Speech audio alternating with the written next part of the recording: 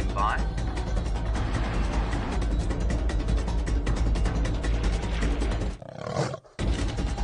5, 4, 3, 2, 1. You are live, you are live. Welcome to today's Sunset Safari. My name is Brent. I have Genre on camera. And it's been quite an interesting day. This morning we had wild dog, lion and awesome hyena interaction. So hopefully the sunset will prove to be just as thrilling.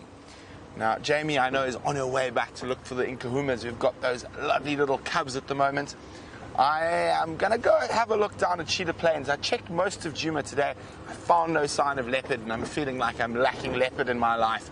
So, and there's always a possibility the wild dogs we saw in that direction, they might swing back down towards Cheetah Plains. So definitely worth a squiz down there. And remember, we're on live African Safari. We're in the middle of the African bush. So wherever you are in the world, welcome to South Africa and to Djuma at the moment. But I'm heading towards Cheetah Plains Private Game Reserve. And Jamie's going to be based on Djuma. Maybe she'll take a trundle over to Arathusa a little bit later. Also, you can ask us questions if you would like about what we're seeing on the safari. You can do that by using the hashtag SafariLIVE on Twitter or popping an email to us on questions@wildearth.tv. And it is a beautiful, beautiful day. It's about 26 degrees Celsius, which 70 odd Fahrenheit. I see the hyenas have taken the remainder of this buffalo skin. There's a large drag mark going through here. I'm pretty sure that's from the hyenas. The buffalo kill was there when we left it this morning. There was almost nothing on it, just a bit of skin, and it looks like a hyena's even dragged that skin off. Well, maybe we'll come across the hyenas still chewing on the buffalo skin, but they are able to drag those things for incredible distances. So maybe not. We'll just have to wait and see. Now, the skin of a buffalo, while it's wet, which this one still is, can weigh an incredible amount. It's probably easily over 150 pounds, just the skin. Now, there's been no word of Queen Karula the last while. I have sent out some feelers to the properties to the south of us, see if they've had any sign of her, but nothing so far. We're going to continue on towards Cheetah Plains. While we do that, let's go say a good afternoon to Jamie. Good afternoon and welcome on this very merry Wednesday afternoon Sunset Safari. My name is Jamie and this afternoon I have Dave on camera with me once again, and we are heading straight back to where we left those lions this morning. So I wanted to put in a little bit of time with them first before the other vehicles come out and about. We have to relinquish our spot, since if they are where we left them, which I'm sort of 50-50 about, but if they are where we left them, then it is a position where it will be an only one vehicle lock only, so only one vehicle can go in and see them. But we've got a really exciting prospect for this afternoon, to go and see those lions, the new set of Nkuhuma cubs that we have never seen before up until yesterday. Totally different. This is probably their first time in their entire little lives seeing a vehicle. And they need to be treated very cautiously, which is exactly what we did this morning. And by the end of this morning's drive, we had them fast asleep, very relaxed with our presence. Oh, yay, another one! I was just about to tell you that, about the fact that I saw oh, that's not a tortoise. I was about to say we saw a tortoise, but we saw a tortoise and now we have a terrapin. So that incredible rainfall that we had last night that had us all rejoicing and listening contentedly to the atmospheric sounds above our beds, and of course the crack of the thunder and lightning, has brought out all kinds of things. Dave and I saw our tortoise on the way here, and now we've got a hinged terrapin who has attempted very efficiently to hide himself in a bundle of leaves. Unfortunately for him or her, we are onto him. Let's go and have a closer look before we go past and on our way to those lions. So lovely to see the reptiles out and about. This early winter rainfall well, I don't know if I'd call it early, I don't know what I'd call it. This peculiar winter rainfall has had them all awakening from their winter, not quite slumber, but what we know as eastivation. Let's try and get a good position to see the sky. Making it very tricky. There you go. Pretending to be a leaf. I'm a leaf, I'm a leaf, I'm a leaf. Not quite, Terrapin. We're on to you. That being said, it really does look like it might be a rock. Just settled underneath a stick. And this is the sort of position that they adopt when they go into what's known as eastivation, which is kind of like hibernation that a lot of the animals in the northern climes adopt. But it is a technique that is slowing of the metabolism for dry weather rather than for temperature. And what that means is that they awaken out of it easily and quickly, and they pop out for days like today where there's been a lot of rainfall and the temperatures are nice and high before they go back into their state of eastivation for the rest of winter and await the next rainfall. Our marsh hinge terrapin is having a wonderful time. Well, there we go. Jennifer on YouTube is thrilled to see a terrapin, as are we. You should have seen my reaction when we saw the tortoise a little bit earlier. Tortoise, tortoise, tortoise, tortoise. We sort of miss these animals that we take for granted in summer. So lovely to see a terrapin, who I think is still trying to do his best impression of disappearing underneath the leaves and the sticks there. But Jennifer, you, just like myself, are thrilled to see them. Like a little bulldozer trying to push under these leaves. We see you, buddy. Your cover is blown, unfortunately. Okay, let's get to those lions. I know it's very exciting to see this terrapin, but we do need to crack on before the other vehicles head out on their... Oopsie. Luckily that stick was there to stop me. Afternoon safari. Just watching him carefully, we might get a view of its head, and we'll see how we... It's a tricky spot you found yourself in, mister. Dave, can you see him from that angle? Not quite. But too close. He's got his head out, which is awesome. It's a very large terrapin. And if you look to the right-hand side of his body, you'll actually see his head poking out. Now, terrapins, unlike tortoises, do not retract their heads fully into the shells. They actually turn them sideways. Hello. Looking at us wide-eyed.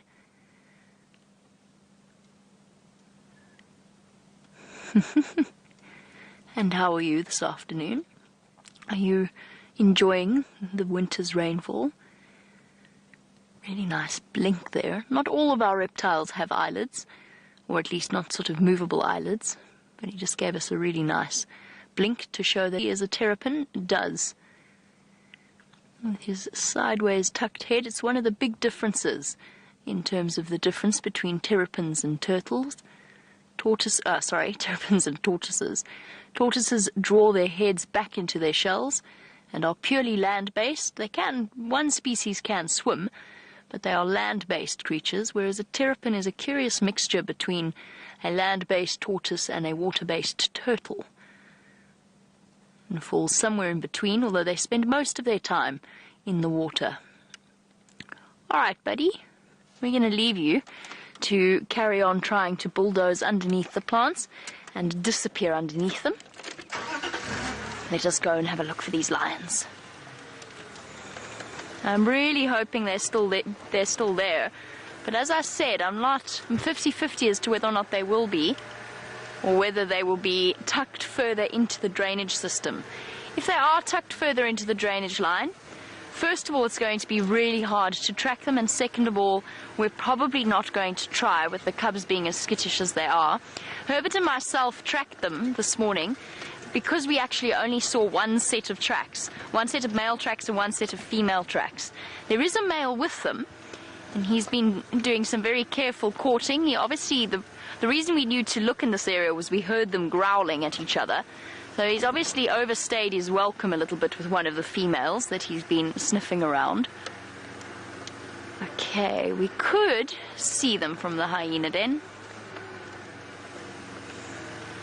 While we navigate our way around this tricky spot and try and see if we can't get a position of where those lions may be, let's go over to Brent, who is going on a Mulwati adventure.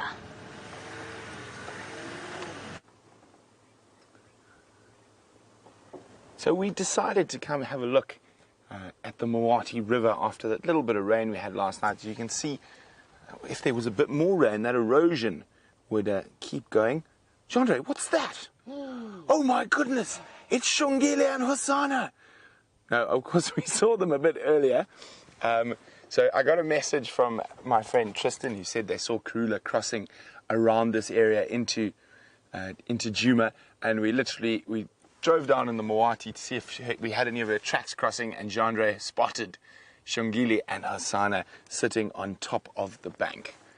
So I don't know if Mom's there, but we do have both the little ones. Here we go. So both cubs looking really happy and healthy.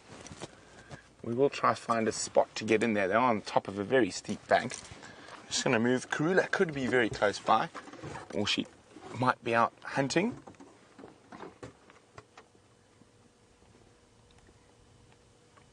Okay. And of course, this has most definitely changed our plans. We're not heading to Cheetah Plains just yet. So I'm just going to try to go up onto the right here a little bit where I can get a bit higher. And fortunately for us, it rained last night, which makes the sand a little bit more compact and easier to drive through.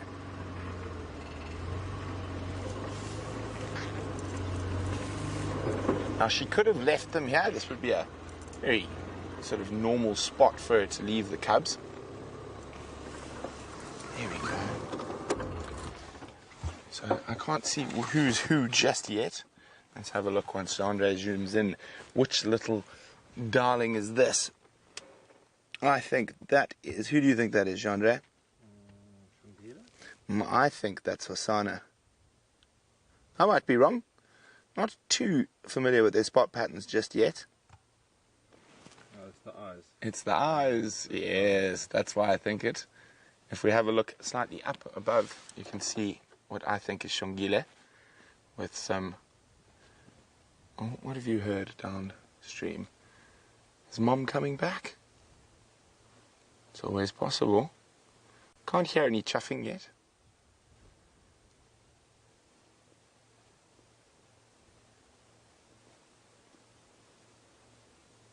Oh, no. If we have a look a little bit... Oh, look, no, actually, let's just wait. That's so pretty. So if you guys know which one this is, let's see who's right, Jandre or me. Send your answers through to questions@wildearth.tv or use the hashtag SafariLIVE on Twitter. So awesome to catch up with these little ones.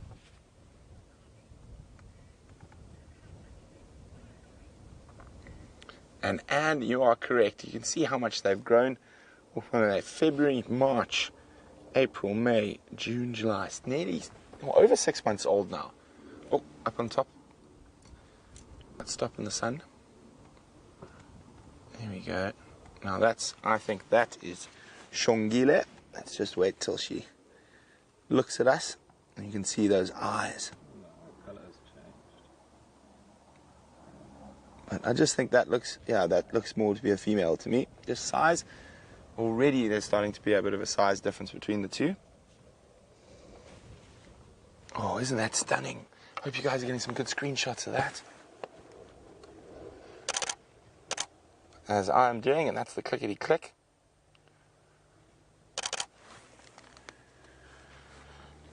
Doing a bit of grooming, so just judging from their behavior at the moment, I don't think, ooh, time to stalk sibling, maybe. Yes, I think it looks like a bit of a sibling stalk.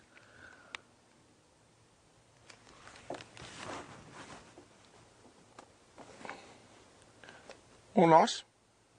Maybe you got a little bit, looking for a bit of shade. No, I think sibling stalk's about to happen. Oh no, spotted.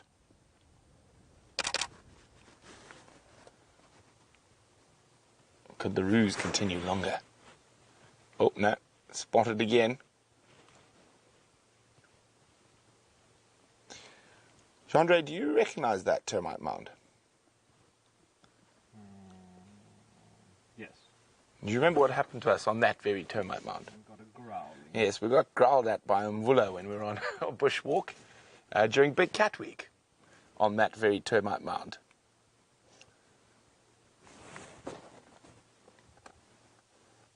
Oh, it looks like shade was preferred to the sibling stalk.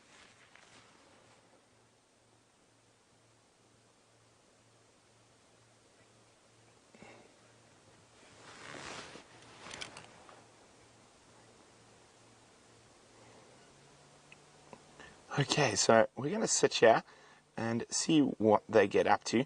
We might have to move a little bit later, but just before we do that, let's go see how Jamie's lion hunt is going.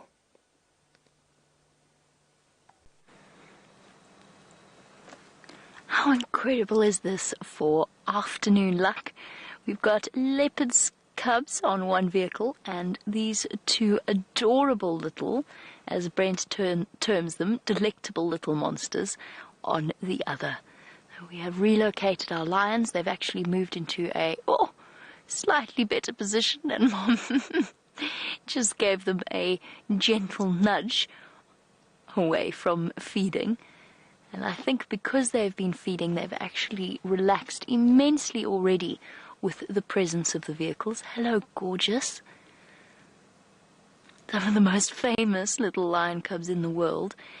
And it's the first time we have ever... Well, no. The first time in the last 2 days, this is the first time we've ever seen them. We suspected they existed, but we never ever got any clarification. And it's only now that we are starting to see them. Mom has done a really good job of keeping them hidden away. In the meantime, we have got 3 very flat female lions. As for the other 2, they must be off with their own set of cubs somewhere else.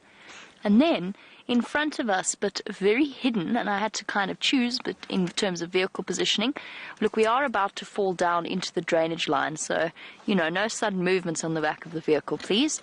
No screeching or shouting or rocking the boat, because otherwise we are going to go in here. There's no question in my mind that at any point we could actually go tumbling down there, but there's actually a male lion in front of us. Oh, there you go. A perfectly peaceful start of the afternoon.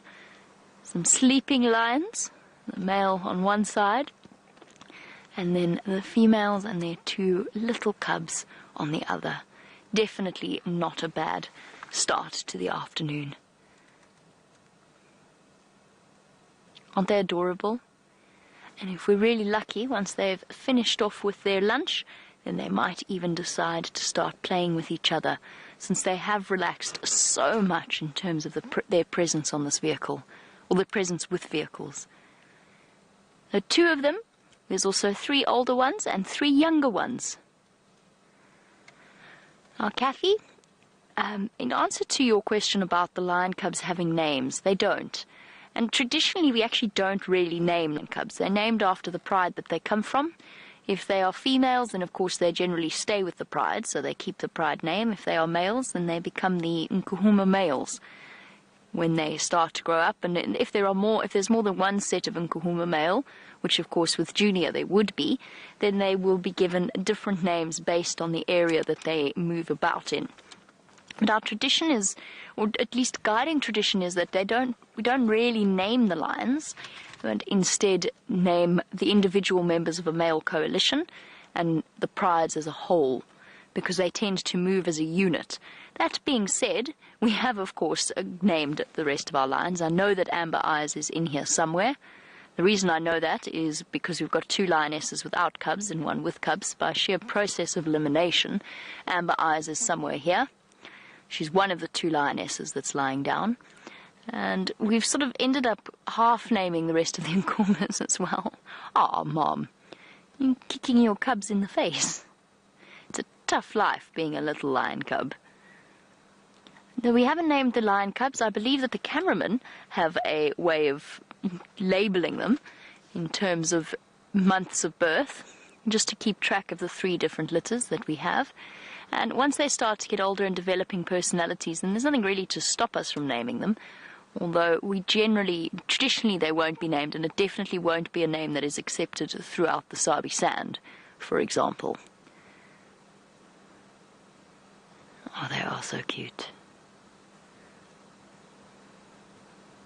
This is such a wonderful way to spend an afternoon, apart from the slim threat of sort of tumbling down into a drainage system, into a narrow, very narrow incline.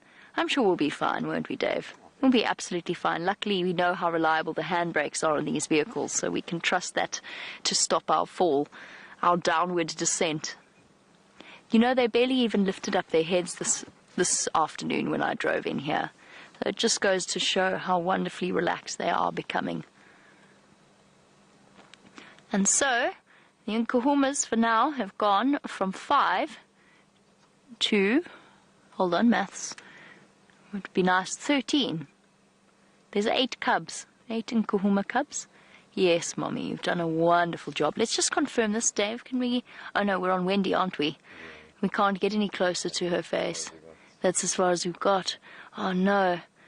But it does look like the older lioness, so that does confirm that these are new cubs to us. So we've got 8 cubs, 3 in one, 3 for one, 3 for the other. Hello, girl. You had us all fooled for a while you were mating with the Birmingham boys. Heidi, in terms of the different sets of cubs, there's the oldest set that they must be coming up to about, I would say, we don't know exactly, but we're guessing that they are coming up to around 11 or so weeks old, 11 to 12 weeks old. This set, to me, I would put them at about maybe 6 or so weeks. They're just starting to be brought by their mother to the rest of the pride and to the kill. And then there's the youngest set at Buffelshoek Dam that we have calculated or have put at around 3.5, 4 weeks. I think. Am I right? Yes, that's right. So there's a sort of a rough 2 weeks age difference between the youngest and the middle group, and then a further 6 weeks difference between them and their older cousins. And that, as they start to get older, that age difference will become less and less significant, and they will continue to play with each other.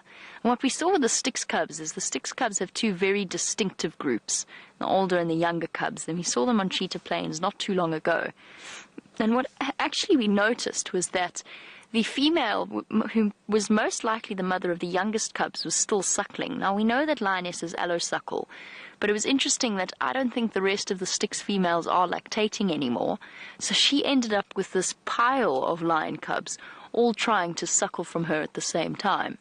Couldn't help but feel a little bit sorry for her, but at the same time it was an incredible sight to witness, especially with all of their vocalizations as they fought for access to the milk. And one of the big reasons, actually, is that, or one of the big reasons why females keep their cubs away from the pride for the first 6 weeks, is because in those initial stages, if there are any older cubs, and lionesses tend to synchronize their estrus cycles to an extent, you'll usually find that when you have one set of cubs in a pride, you'll have another not far behind. But you'll usually find that the estrus cycles pair up, and that the youngest cubs actually won't be bought until they are strong enough to cope with the attentions of their older cousins. So the lion cubs get very, very enthusiastic and they want to play. They are very playful animals, lots of learning and play fighting. But in those crucial first weeks of a lion cub's life, they're actually really vulnerable, and they could be accidentally killed by older cousins getting a little bit too rough in their playtime with them. That's one of the big reasons why lionesses keep their cubs secret and safe for usually around their first 6 weeks. And she did a marvelous job of keeping them secret and safe. She had us questioning their existence at one point. She was mating with a male not too long ago, and it just seemed like every day we would hear reports of her mating. And we never really got to see whether or not she headed back to feed and look after her little cubs, but obviously she did. And mating with the male was just a natural hormonal mix-up on his part, and he just wouldn't let her leave, which often happens with mating lions. The male tends to be more enamored than the female. So a sleepy puddle of lions right now. I don't know where the other two lionesses are. They were at the kill yesterday, and it does seem as though the mother of the youngest cubs has moved her den site. We don't know where she's moved it to, but it does seem as though she has moved it. Hopefully we will be... Just think of how exciting this is in terms of our prospects for the next few weeks. Next time they make a kill on our Traverse area, we'll go there, and very, very soon the youngest set will be joining us. And then we'll just have lion cubs everywhere. 8 little lion cubs barreling about, playing with each other. So exciting. We know we've got at least 2 males.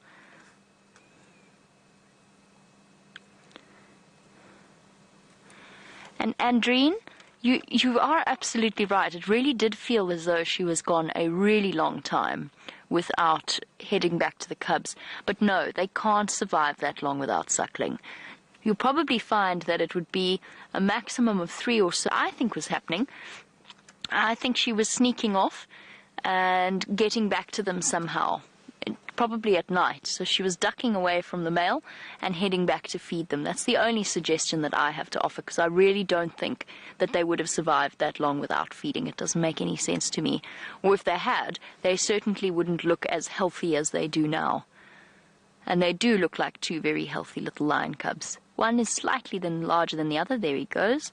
Oh, I'm automatically labelled him as a he. I don't know that. Oh, don't pop yourself down there, little one. That's not where we want you to go. Stay. Stay.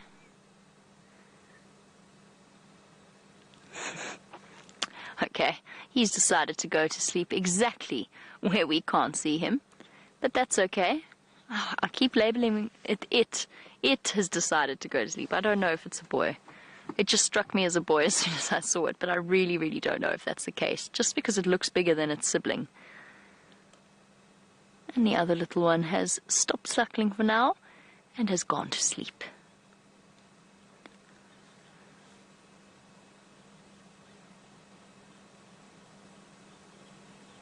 A truly peaceful and contented scene.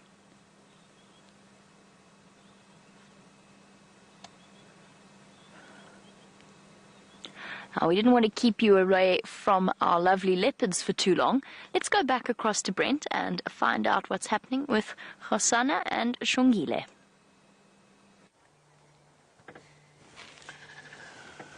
Well, our lovely leopards have gone to sleep in the worst place possible. Unfortunately, I think we've got a visual of half an ear at the moment, but we are definitely just going to sit here quietly and wait. Of course, we don't want to move too much around. Karula's not here. So we're just going to sit here and wait for them to hopefully pop up. Chandra's going to show you where they are. Oh, I saw an ear flick. A very, very small ear flick, but an ear flick nonetheless. The one on the left? On the right. So you'll see there's a little bush that Chandra is about to zoom into there. Now, can you believe it? Right there is a leopard cub. And it's just sleeping flat. Can we see anything? No, unfortunately we can't. Can you? I can't. I'm looking at the monitor. I can't even see a spot. So he's sleeping in the shade just behind there. He did come up and have a little look at us, and then just lay his head down, and we haven't been able to see him since there. And I think that's the Hosana, and then little Shongile is in the little spike thorn thicket, also in the shade, just on the other side of this termite mound. Unfortunately, where we are at the moment, we're unable to really move around. Of course, there's a very steep bank in front of us. So this is the only spot where we possibly would get visual of those little creatures from. So we don't want to put any pressure on them. We don't want them to have any negative reactions to vehicles. So we're going to sit tight here. I am very sure they will pop up again. But it's quite warm at the moment. It's at 26 degrees Celsius. It hasn't been this warm for quite a while. So I'm quite sure they're just enjoying a snooze in the shade. They looked reasonably hungry. Karula was seen in this area crossing. So I think she's off hunting. So maybe keep an eye on around the Juma Dam cam. She could even go that far while hunting. She could come back to the cubs. So I definitely think it's worth our while staking out this spot. Unfortunately, they're not giving us the best visual at the moment, but as I always say, patience is the true key at getting those incredible sightings. And that's one thing we've got when it comes to our wonderful animals, is patience.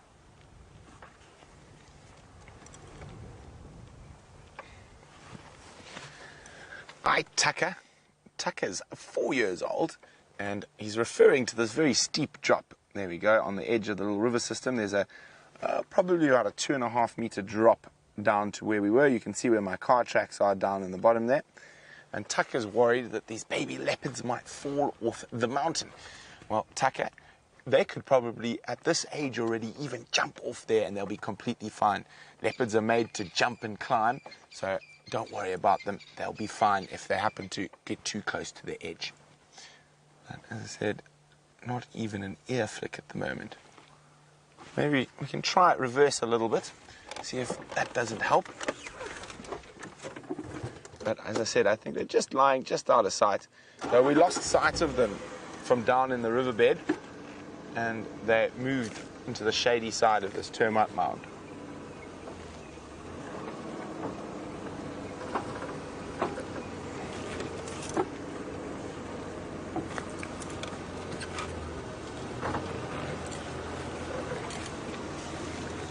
See if maybe we can see into the back side of this little thicket.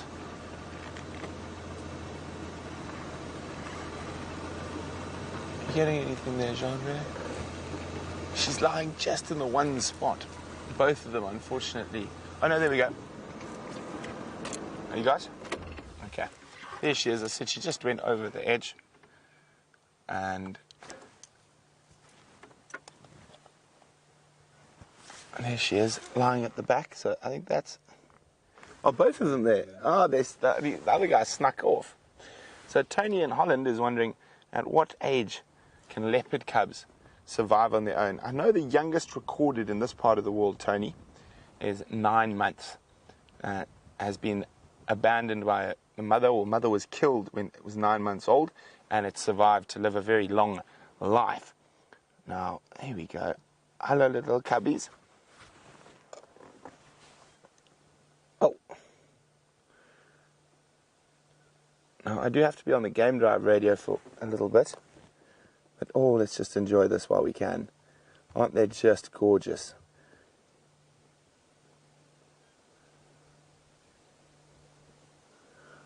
Waiting patiently for Mom to return, but I'm quite sure that exuberance of youth will get hold of them a little bit later, and they might start playing.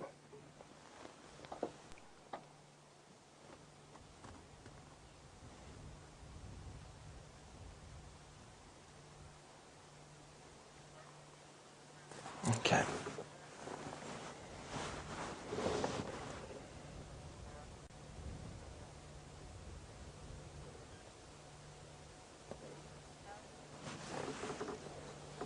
Okay, look at that. Isn't that just gorgeous? Sorry, it's that time of the afternoon when a lot of the Game Drive vehicles get going, so I do need to be on the radio. So I'm going to let you enjoy the visual of that little leopard while I talk to the other guides. We've located Karula's Mampimpans in the Mawati between Twin Dams and Gari Main. Both Mampimpans, no Mafazi.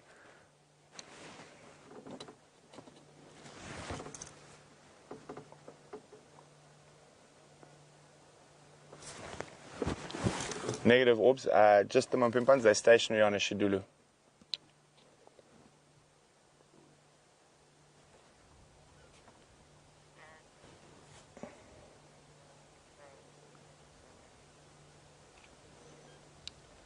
Copy orbs, best access is from Ledwood Road. You'll see my Mover and Konzo goes off the road. They're on the eastern bank of the Moati, where that very tall eroded section is of the bank.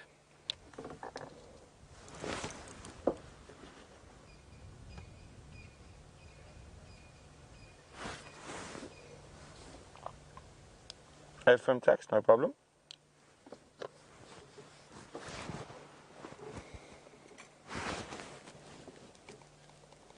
Look at that. So what happens in situations like this is that female leopards will leave their little youngsters by themselves in an area like this. Now, there's enough trees that they can climb to get away from potential dangers such as lions and hyenas, or even possibly another male leopard. And there's enough shade, and they are quite vigilant even at this age. They have to be to survive. And Karula is a particularly good mother. You can see how they'd basically disappear. And if they weren't moving or running around, they'd become near invisible. Now, how I spotted it is I just saw that sort of an ear flick as I was rolling back. And when they're in that dappled light, you can see how well the camouflage works.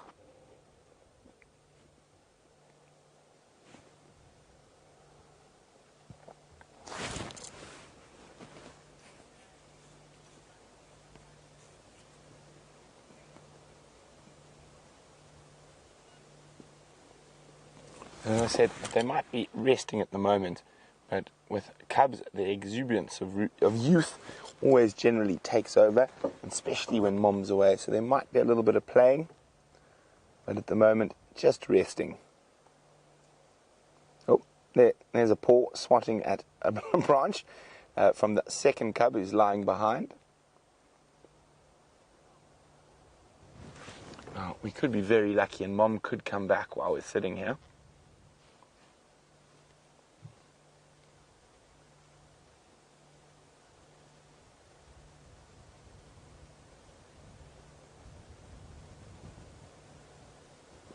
And I was just feeling that we hadn't had leopards for a while. I actually hadn't had leopards since I got back from Rwanda. So my plan was to maybe go have a look for quarantine down on Cheetah Plains, but we're lucky enough, and Jean-Andre pulled off a great spot of these two little creatures.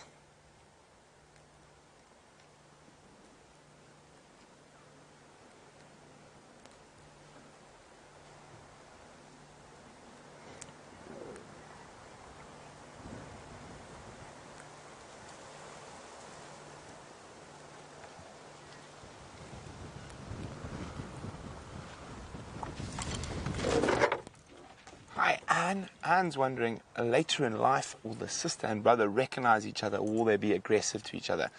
It's very difficult to say because the males generally move away from their natal territory, so where their sister will carry on living. So it's very difficult to say, but I'd probably say, oh, it all depends. If the young male came back as the dominant male, he might even mate with his sister. That's very common in cats in general, but there probably will be a bit of aggression.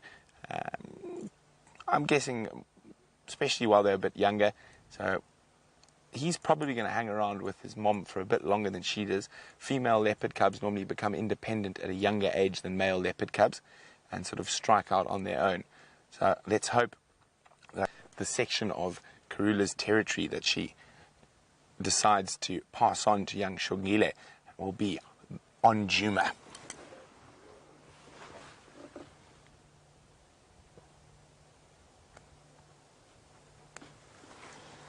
I think they've gone absolutely flat. There we go. Tired kitty. Should I roll back or go forward a little bit for that branch, Andre? Slightly back. I'm just going to... That other one's going to get in the way there. And we're not going to win. Okay, we'll just sit where we are.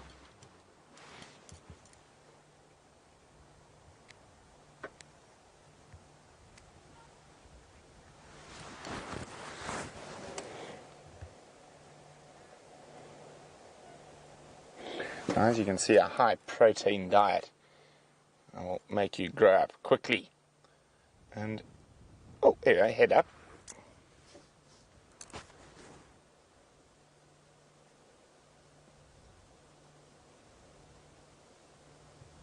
They're always very attentive. Watch the ears moving. Now, you wouldn't want to be a Franklin or dwarf mongoose wandering into this area, as you might be dinner. Now, it's unusual for cubs to catch anything substantial at this young age, but they might they definitely do catch lots of little insects and creepy crawlies. That's more for play. But from about this age, they might get lucky enough to catch something small like a dwarf mongoose. A lot of the leopard cubs that I've spent time with in the past, their first kill is quite often monitor lizards, because they're not that quick. What is that little one spotted? I can't see if there's a predatory bird above. It doesn't look like it. Oh no, head's gone back down. I was looking up into the sky. I can't see if there's any predatory bird up in the sky, but maybe there was one that shot through that caught that little one's attention. And here's some crested francolin calling on the other side of the little Wati River here. And now, of course, the poor francolin, from now up until about a year old, are going to be heavily terrorized by these two.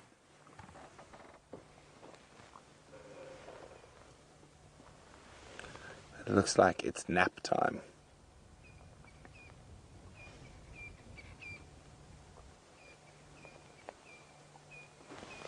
Very fidgety.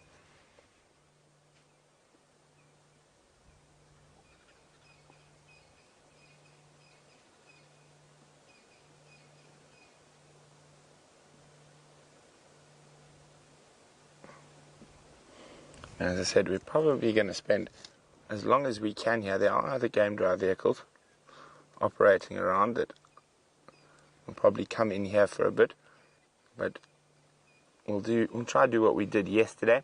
We'll give everyone a chance to come have a look, and then we will come back after everyone's finished.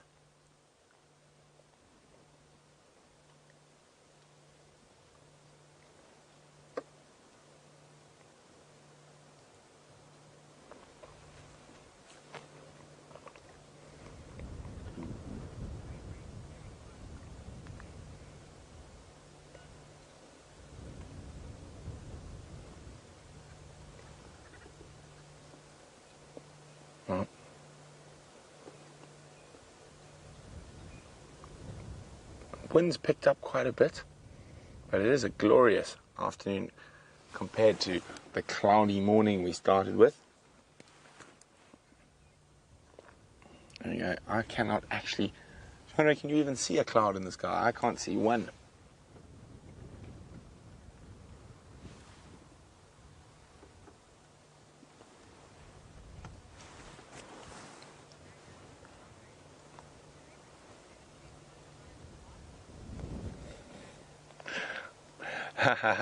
Ex-Ranger says this is for Jean-Ray. Jean-Ray, do the leopard cubs ever chase butterflies and moths? I'll happily film it. So for those of you who might be a bit new, Jean-Ray and I seem to have a bit of a war when it comes to filming butterflies. I really love butterflies. I think we've got over 20 species on camera this wet season. Jean-Ray, not such a fan of butterflies. I love butterflies. I just don't believe we should look down on them. Well, Jean-Ray trying to be clever. He says he loves butterflies, but he doesn't believe we should look down on them. Well, anyway, we'll see. Especially with a little bit of rain. Jean-Ray, we could have some really nice butterfly sightings in the next few days. Can't wait. Good man.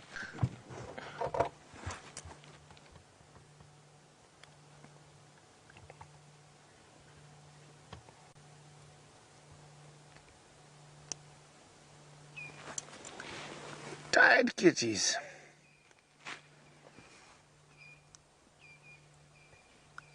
And strange enough, this is one of the few places we didn't drive this morning. Now, Kat in Tampa says there must be something in the Jumapan water with all these cubs about.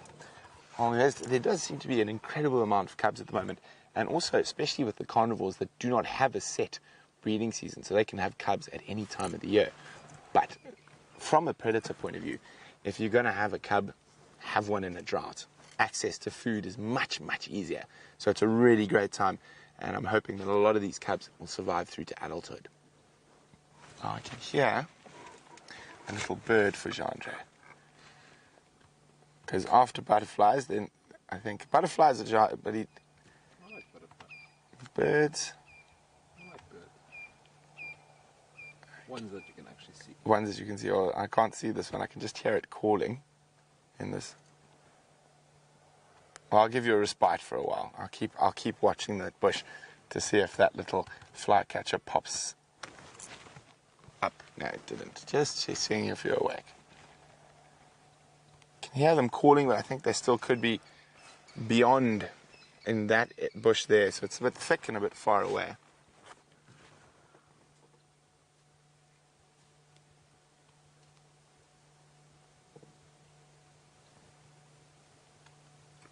Very distinct little tink, tink, tink. It's one of the many calls of the chin spot batis, a little flycatcher species.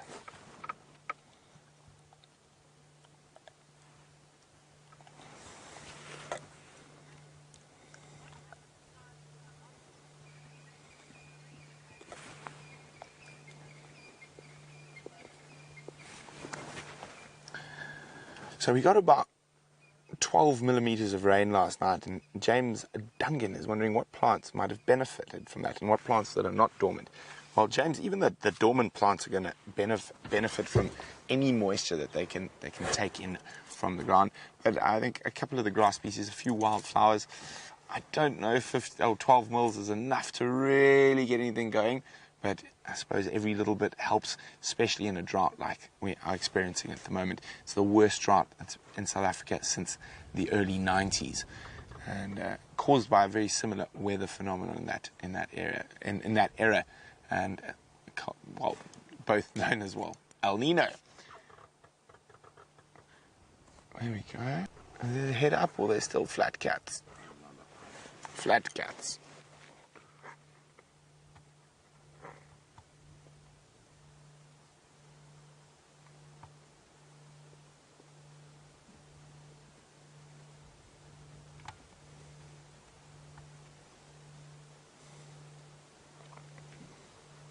Now you can see how easy it would be to just drive past them, not see them, and that camouflage works really, really well.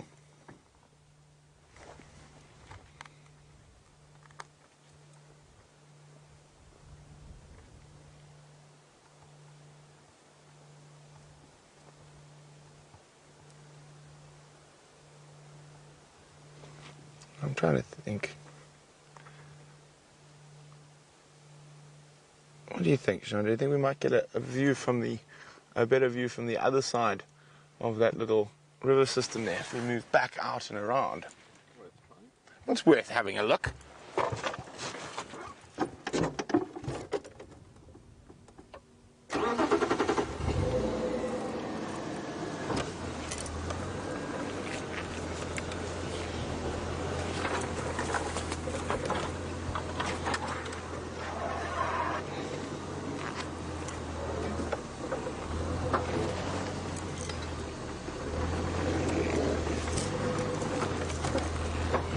So we just got to find a spot through here. So we might get a view from the other side of this little erosion gully.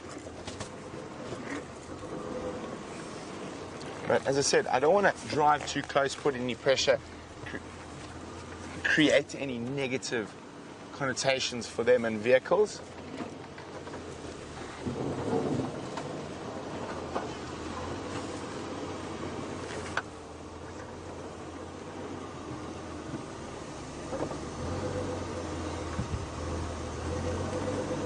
Yell if you think you get a gap, Chandra.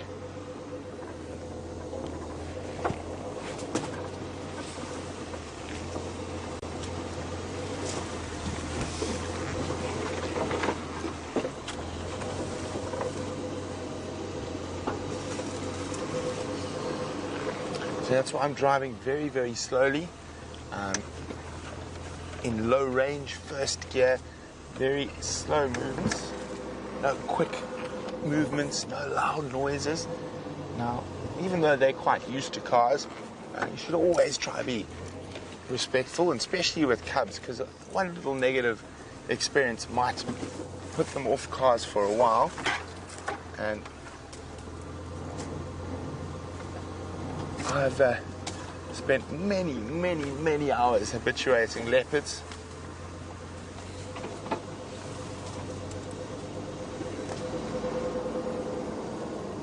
Yeah, you see them, Jean-Ray? Should be down here.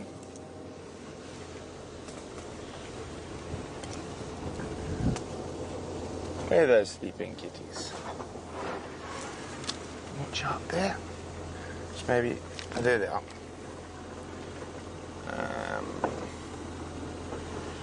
We can see, you see them, Jean-Ray? Yeah. Much better view? I don't think it's a much better view. It's a different view, but I don't know. I wonder if I'd go as far as say much better.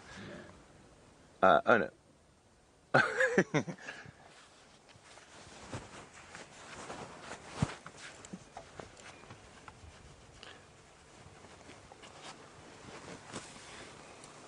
Okay, let me think.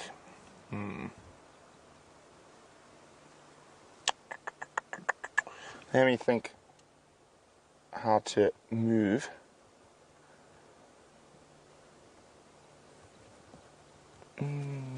Let's think.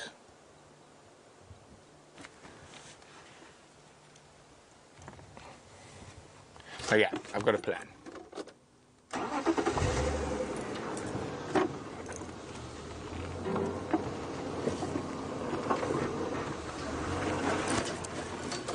It's going to take some creative driving. And I think lots of little... No, I'm going to try reverse into there very quietly.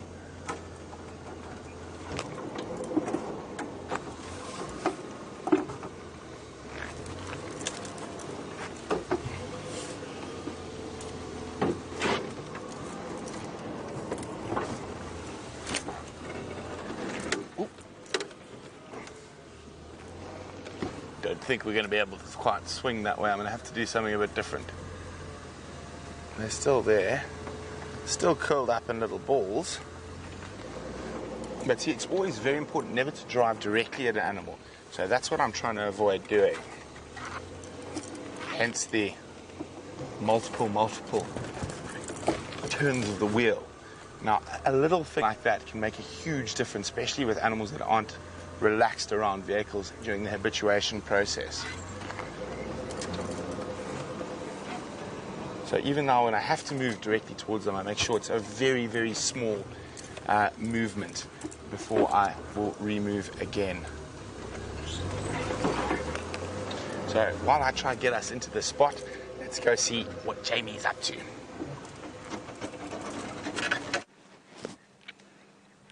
Making sure that I keep my movements small is what I'm up to.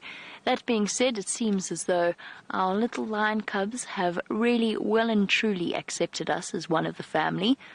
Okay, no, that's an exaggeration. That's not true. They haven't accepted us as one of the family, but they have certainly accepted our presence here, so much so that they have completely gone to sleep, hidden behind Mom's head. As you can imagine, there are other vehicles that are interested in the sighting. We've been marvelously lucky to have had this all to ourselves. It is, as I said, only space. There's only space for one vehicle, plus we don't want to frighten these little ones. So Andrew will be coming in to take our place. However, we've still got a little bit of time to spend with them. And they've been treating us, haven't they, Dave, our lovely lions, to the after effects of their buffalo meal that they consumed yesterday. Every now and again, depending upon where the wind is blowing from, we get the gentle smell of lion gas washing over the vehicle. And certainly I wouldn't describe that as particularly pleasant. Now, earlier on, when you last saw me, I was worried about disappearing off into this down the steep incline upon which we find ourselves. You don't find me any more reassured as to our position. However, if we do now fall into down the steep incline, we're going to go sideways rather than forwards, because we now sort of have an interesting position. Unfortunately, I had to kind of choose as to whether we could see the male lion or see the cubs. We could see the cubs beautifully when I first got here, but they have now moved themselves behind what looks like the youngest of the Nkuhumas. That female that only recently, I feel, in my mind, graduated to adult status. Although I did actually, by the way, read a very interesting article recently that would classify her as a sub-adult still. right up until about 3.5 years old.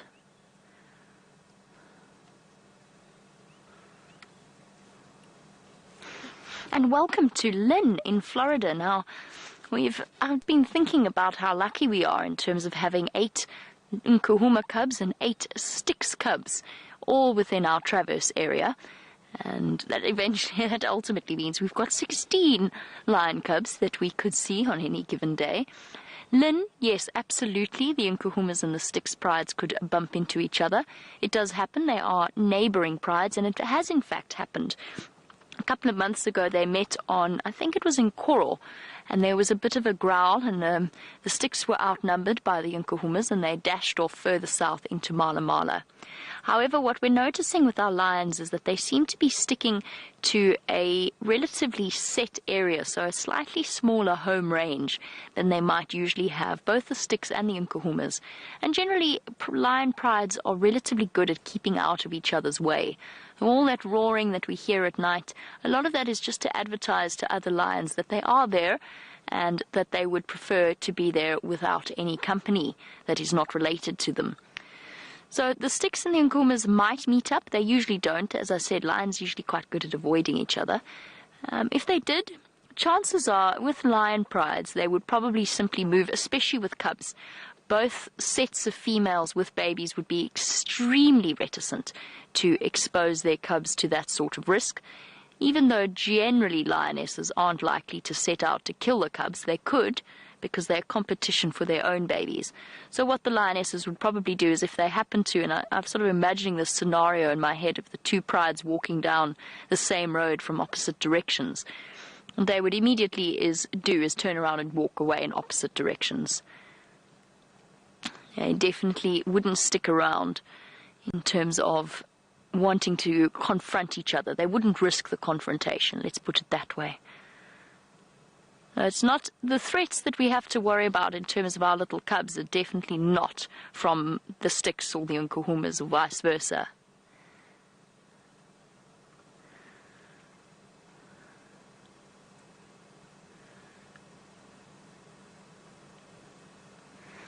And hello to Michael from Perth.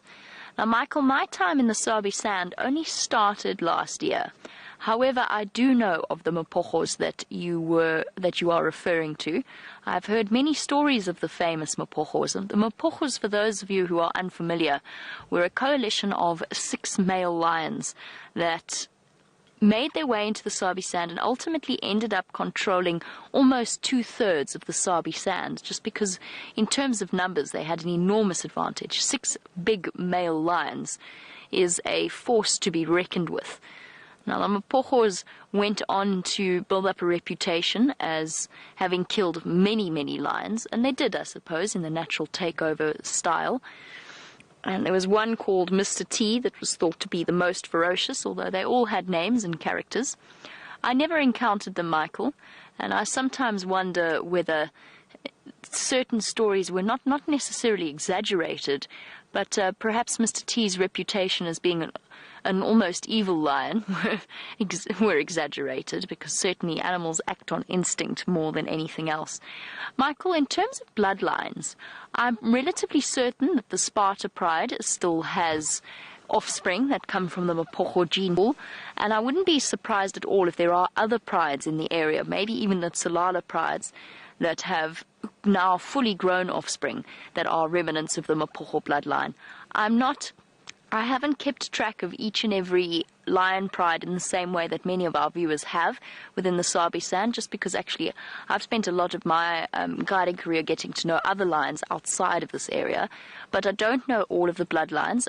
I would definitely say, in fact I would almost guarantee, that there are lots and lots of offspring of the Mapocho coalition still running around the place now as adults, but I couldn't tell you exactly which prides they will be. I can tell you that the Mapojos controlled the area that we are in at one point, as well as to Arathusa, further south to Londolozi, Mala Mala, Chitwa, Little Gari, all of those places that we are to traverse in. Guys, we've still got a little bit of time spent with these lion cubs, and I know that Brent is desperate to keep you updated as to what the little leopard cubs are up to. Let's go back to him and enjoy some time with little spotted babies.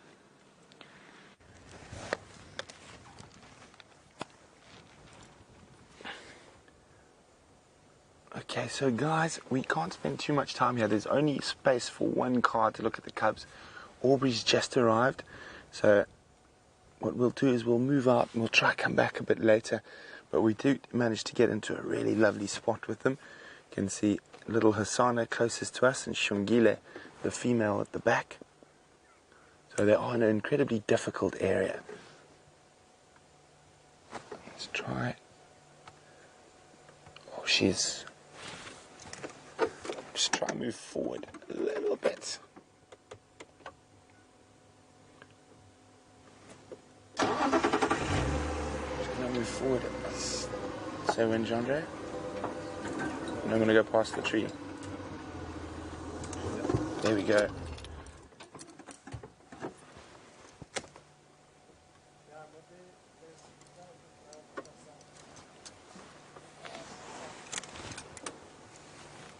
Here we go, look at those little monsters.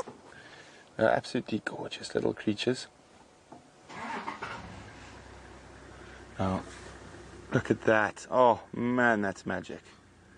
I hope you guys are getting some fantastic screenshots of these little two.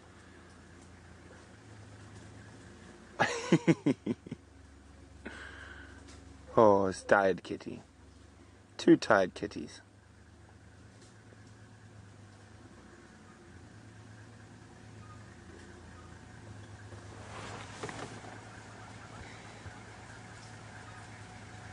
Lots of space for them to play.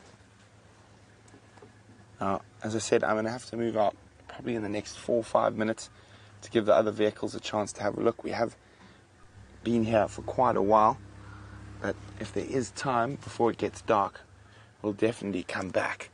Of course, we don't stay with leopard cubs after dark, and especially not if their mom's not here.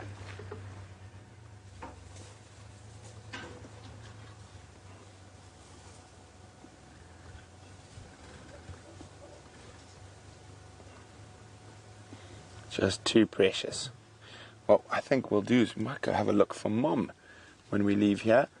She was seen heading northeast, so go look around, see if we can find her.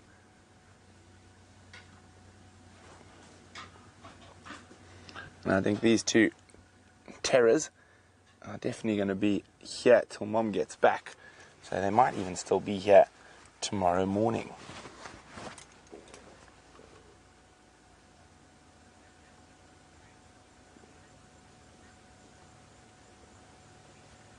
So yeah, you guys are getting lots of great screen grabs.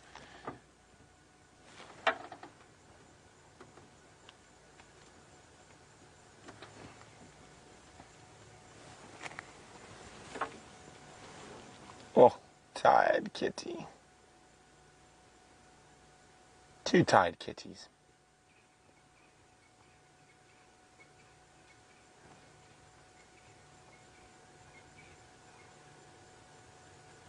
Okay, so we're going to leave. Taxon is getting very close, and Aubrey's going to try to sneak into the spot where we've got to.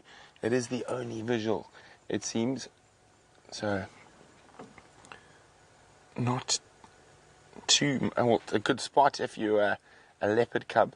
Great place to hide. Unlikely to get too many other dangerous predators coming through here.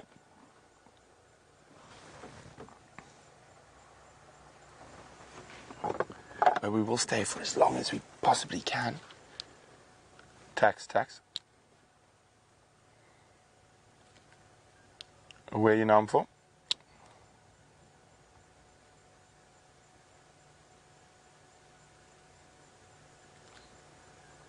A copy. I'm moving out. You can make your way straight in. Okay, so we're going to leave. Taxes just on the road. We've come off. So goodbye, little Hasana, little Shungile. I'm going to get Chandra to give you one last look before we go across to Jamie, see what she's up to.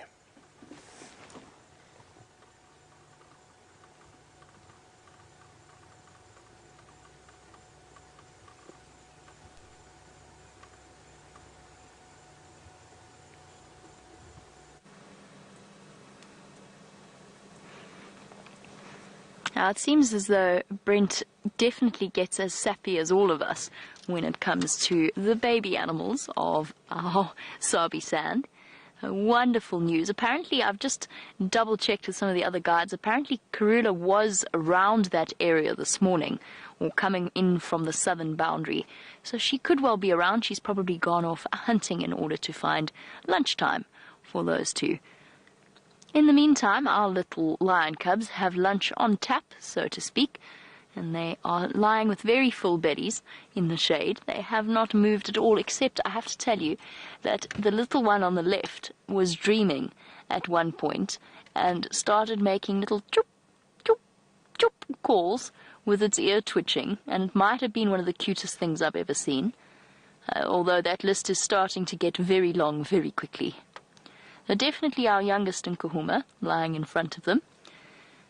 This might be the first time that she's actually experienced little cubs of this size. She's very, very young. So from the time that she was a cub, she might not remember back to being that small, but this will be her very first experience and a chance to practice her skills in terms of being very, very gentle with these little creatures. I've noticed her a few times actually actively playing with them. Not these two in particular, but with the older group. I've seen her playing with them and gently sort of knocking them about with her paw, as if to say, what on earth are you? Why are you so fragile? But very, very gentle. And that is what I love about lion cub sightings, is we see sides of lions. We usually see them sleeping, if I'm completely honest, but when we do see them hunting, they transform into these fierce, streamlined hunting machines. Or else we see them mating, which is always a very aggressive process. Although we do see the females playing with each other occasionally, it's really nice to see this soft and gentle and maternal side coming out in them. These little creatures seem so fragile. This morning when we saw them, they were covered in mud. I mean, they were basically little bedraggled bundles, having experienced their first ever African thunderstorm last night. What was your ear itchy? Their first ever African storm, which must have been, in a way, I suppose must have been a bit terrifying for them. But as with all little babies, they took their cues from Mom, and obviously she wasn't worried, and therefore they probably wouldn't have been, but they were certainly mud monsters when we saw them. They were covered in, they were so dirty when we first encountered them this morning. And I'm very grateful that our Nkuhumas are such relaxed lions with us, because Herbert and I didn't know that we were tracking a female with cubs. We thought we were tracking a mating pair. We had a male and a female's tracks. We knew they were close.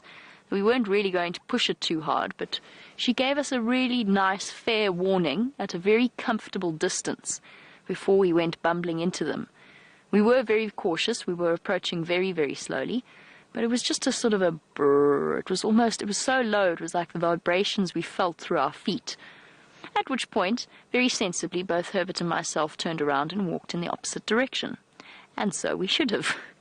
It was exactly what we needed to do, because lionesses with young cubs can be notoriously unpredictable. And that, of course, it's their protective instincts coming through. Sleeping little bundles.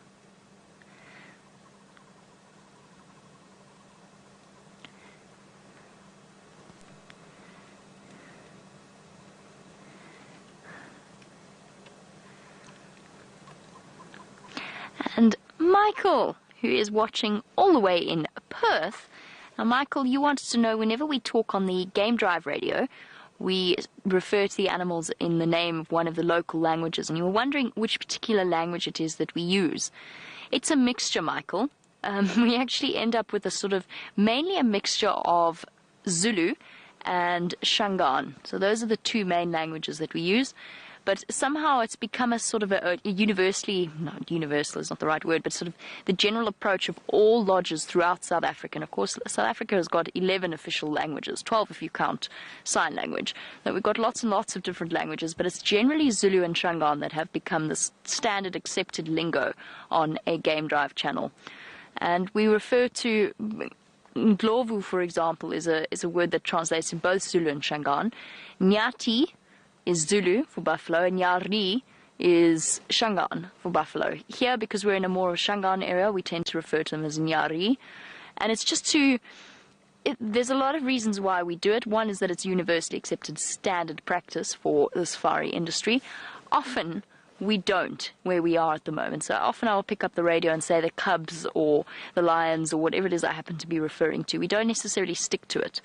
But we do absolutely, and sometimes it actually is done very incorrectly.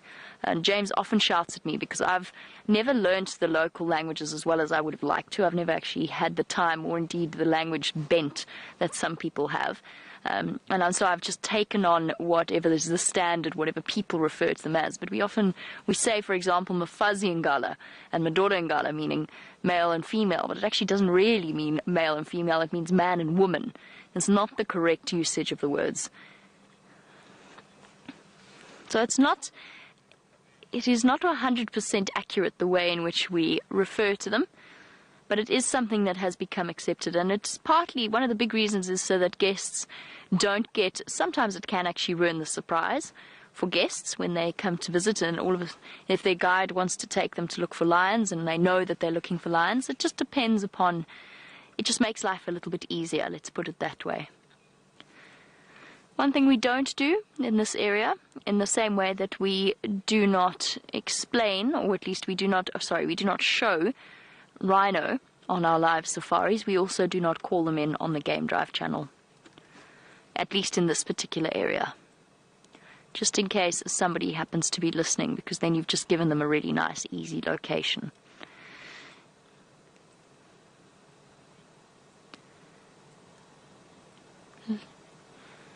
Little ones, are you exhausted? So much has changed in their lives in their first few weeks, from knowing only mom, only the care of mom, to being introduced to the rest of the pride of these enormous creatures that they will eventually become, and then getting to go and visit a kill. Brent, I think, mentioned yesterday with that buffalo kill that he thought it was the very first time that these cubs have ever... Oh, here we go. There's another expulsion of gas washing over us. Did you get that one, Dave? Yep, Dave is nodding.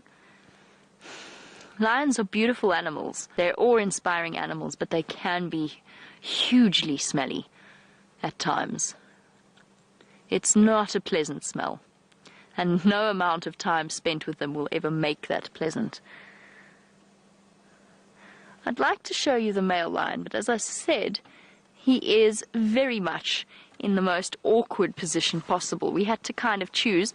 You can see whenever Dave brings the camera back in this direction, you can see the angle that we're sitting at. And our male lion is, oof, goodness, I can't even turn my body around because I feel like I'm about to fall down. And so it's really tricky for Dave to move between the two. But he is over here. He's also lying up in the shade.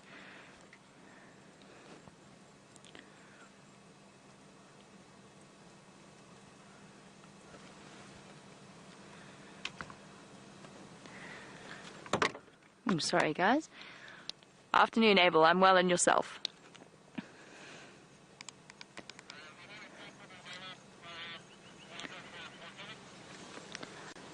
Hi, Abel. I'm with them at the moment.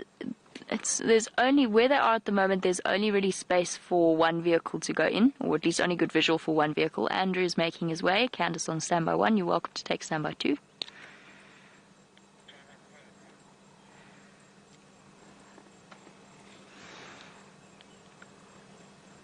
Andrew,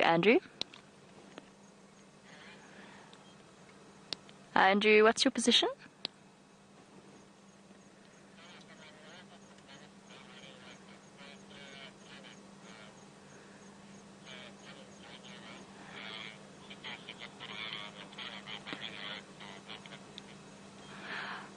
Okay, copy, perfect.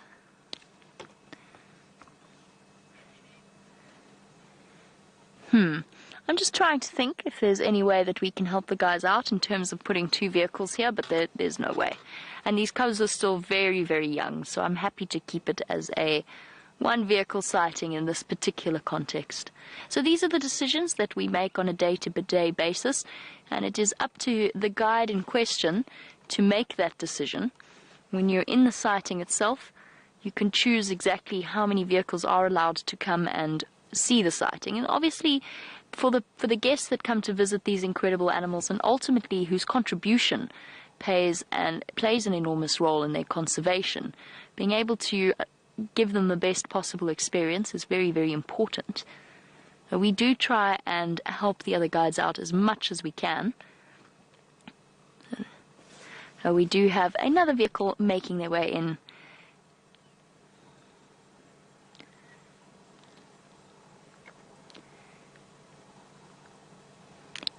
Sorry, Cans, can you stand by 1 second?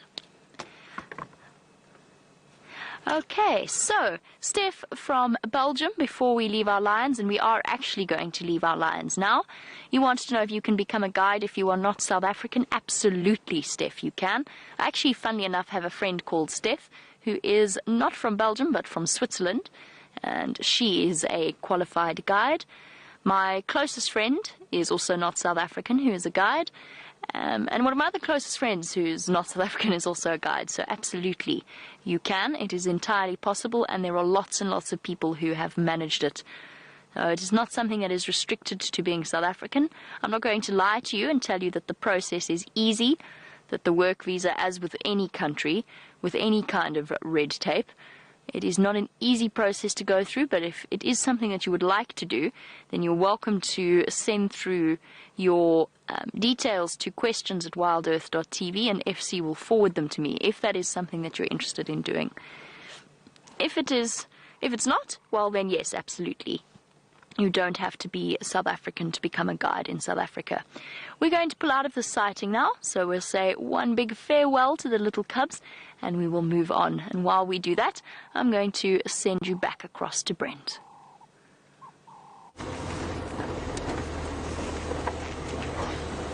So we're going to look for mom of those cubs. So Karuda was said to have come this way, so it's going to be quite difficult to see her tracks. But it is going to be difficult after the rain.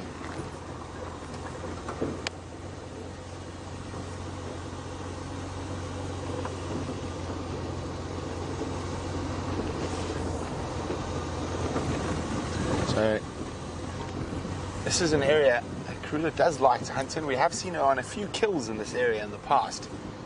So fingers crossed that she makes a kill, fetches those cubs and takes them deeper back into Djuma.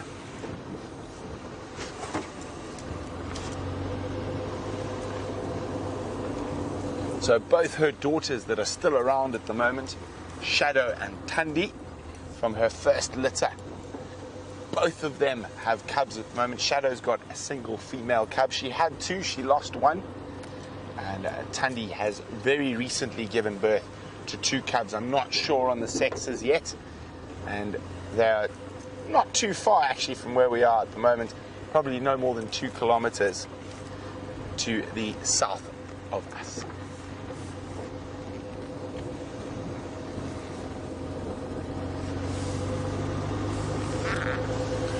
There's a waterbuck, a very speedy waterbuck, not going to hang around.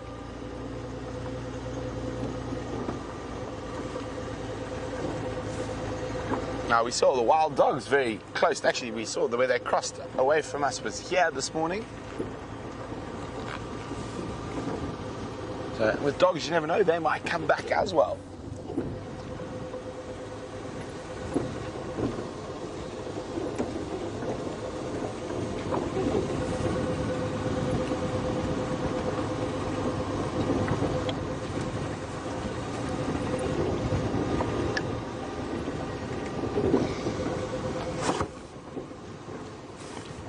Hi, Haley. Haley's wondering about my favorite animal, the African wild dog. Now, Haley would like to know, are they the bottom of the food chain? Would they steal from a lion or a hyena? Now, it all depends on numbers. I've actually seen wild dogs steal a kill from hyenas. It's very unusual, normally the other way around. Now, they might try with a single lioness. Wild dogs generally try to avoid lions, as lions are probably the biggest killer of wild dogs out here, outside of disease. And They will definitely steal from leopard, cheetah.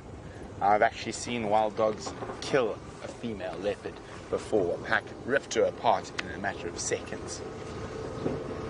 She couldn't get to a tree quick enough.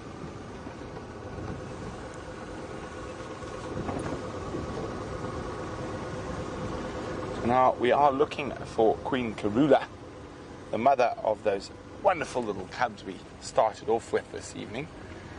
And I'm hoping she's maybe hunting through this area. I might do a little quick perusal past Buffalo's Hook waterhole.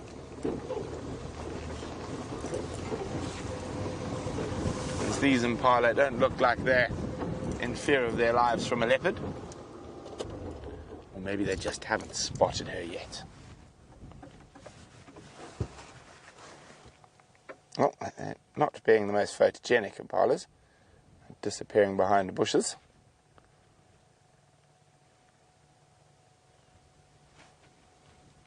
It's always good, switch off, have a look around, have a listen. Quite a lot of impala in this area. You can see there's some more over there, and there's some more dead ahead of us as well. And the ones dead ahead of us might not be in such thick bush.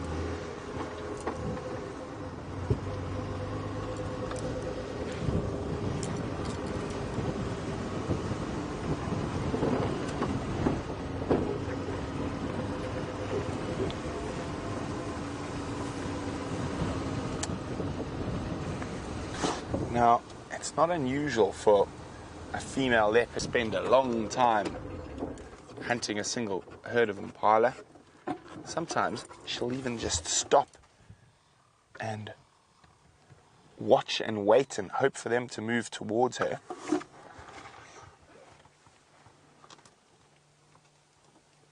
Now, a big male impala is a bit of a challenge, or even a big female impala for a leopard of Karula's size. Here comes a big male now.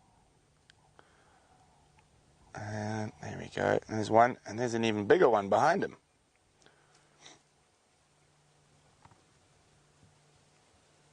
Now, a male impala weighs about 60 kilograms, 130 odd pounds or so.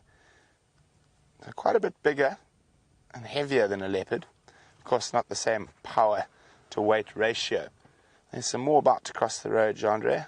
You don't have to put yourself in a yoga position.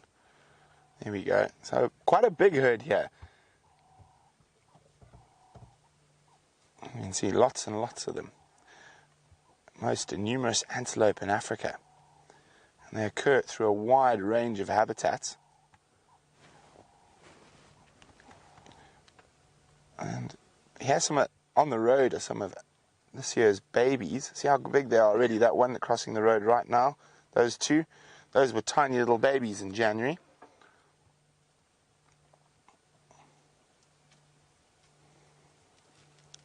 Now, there's probably still another 30 or 40 in front of me.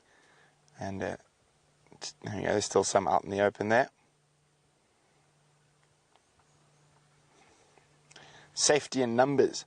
More sets of eyes to spot potential predators. And also, the more you are, the greater the odds are you're not the one that's going to be eaten.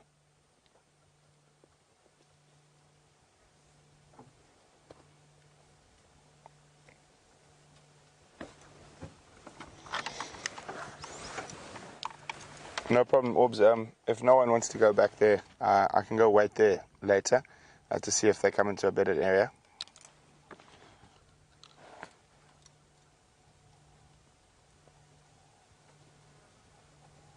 Okay, so there we go. We've got to wonder, is Queen Karula sneakily and silently watching these impala from under a thicket somewhere? Now there's so many, I guess there's probably about 60 in this group that have moved past us. Now you heard me on the game drive radio there for a second. So with the bigger vehicles, the guys are battling to get a view of where those cubs are. So we'll wait for them to all try, and then what we'll do is we'll go there. So firstly, it's a bit easier for us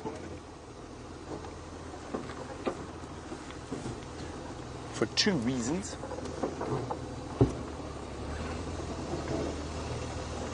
And, oh, there we go. Off they go in front of us.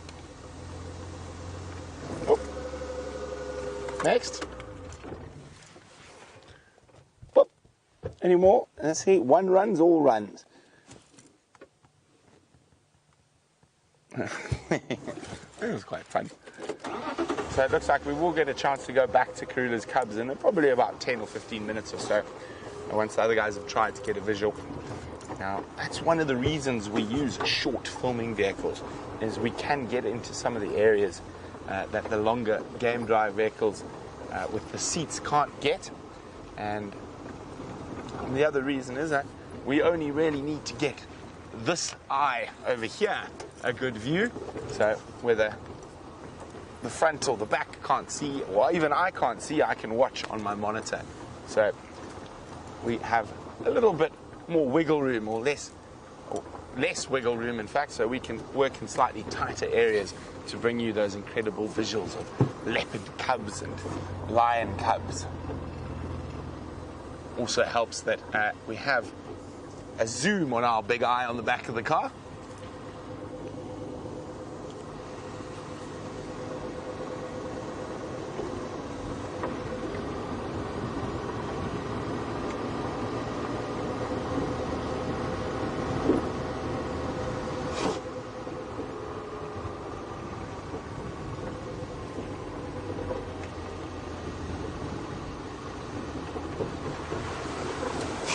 We just had a look at some of those male impala had some really beautiful horns, and Tasha's wondering, how do they grow so spirally, and what is the purpose of them? They've probably developed in that shape, or evolved into that shape, Tasha, for their main purpose, which is fighting. So those are not used in defense of themselves against other animals like lions or leopards. It is used to compete for mating rights with females. So you'll find that they lock horns, so they can lock horns, and there'll be a bit of a reason would be possibly with that shape is that they might not stab or kill each other as easily. So of course they want to win, but you also don't want to get a sharp point in your neck. It does happen, of course, and that's why you find the males with the bigger horns are quite often more successful when it comes to breeding, because they are able to subjugate the other males in a fight.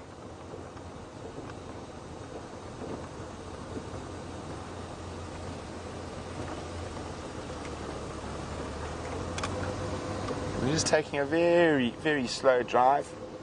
I'm checking all the paths just in case I spot a track of Queen Karula.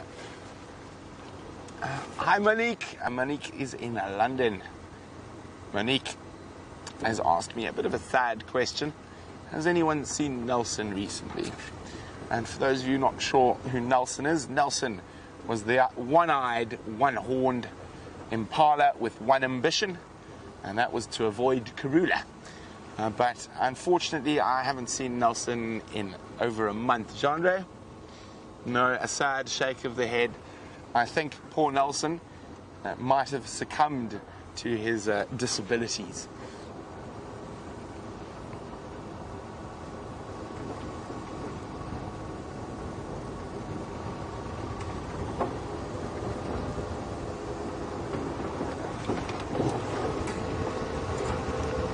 Yeah, so some big elephant paths that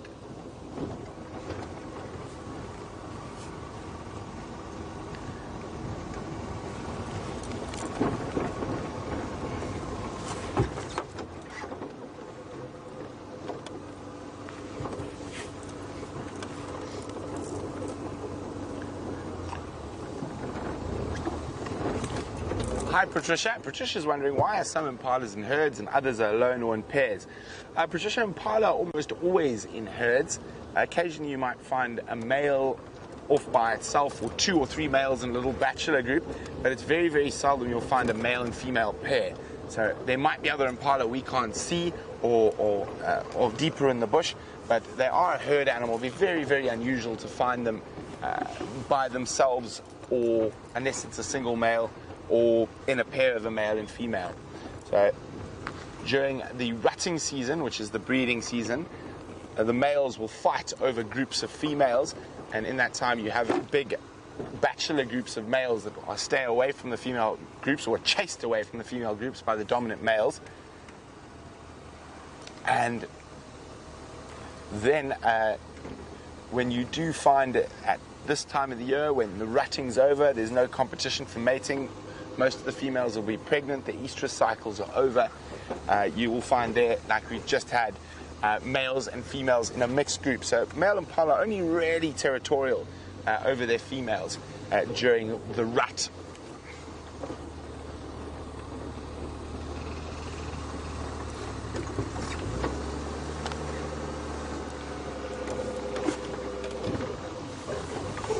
Okay, so we're going to explore the Mawati in a different section now, see if we can find any tracks of Queen Karula. While we do that, let's go see what Jamie's been up to.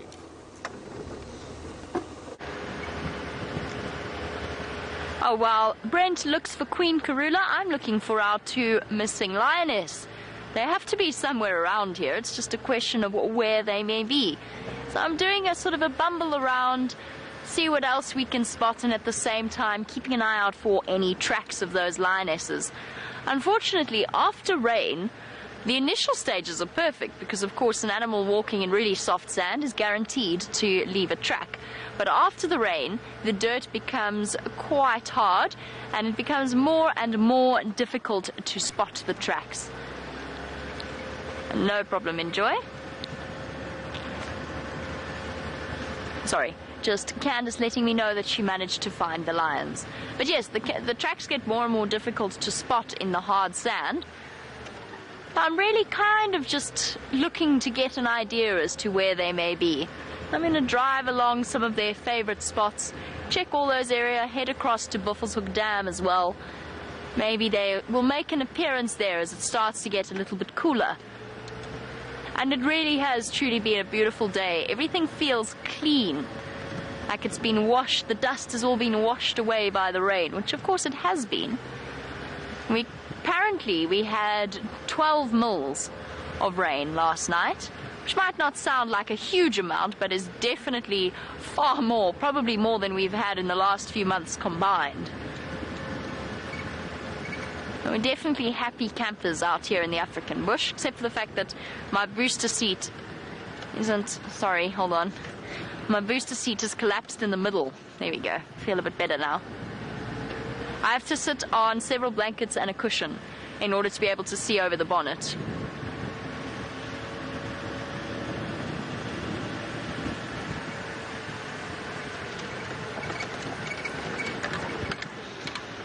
Mark Kim has asked a very salient question.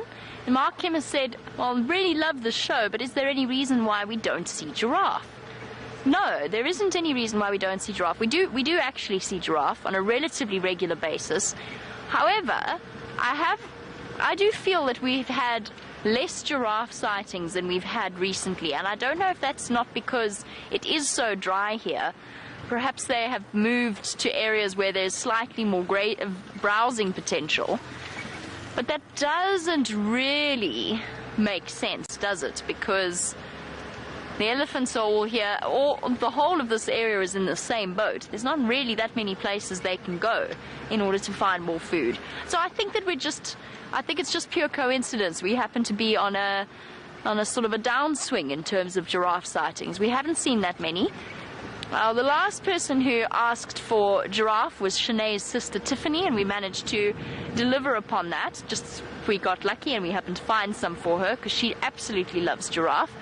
And by the way, I don't know if Tiffany's watching or not, but if Tiffany is watching, I'd just like to say a really huge thank you for the drawing. I did get it and I absolutely loved it, so thank you. That was incredibly kind of you. And I promise you, every time I see a giraffe, I will be hoping that you are watching our live safari. Right, so my mission has changed. We're going to find a giraffe, I've decided. It's not that we drive past them or we ignore them. They just seem to be a little bit scarce on the ground at the moment. Population hasn't dropped. They must be somewhere.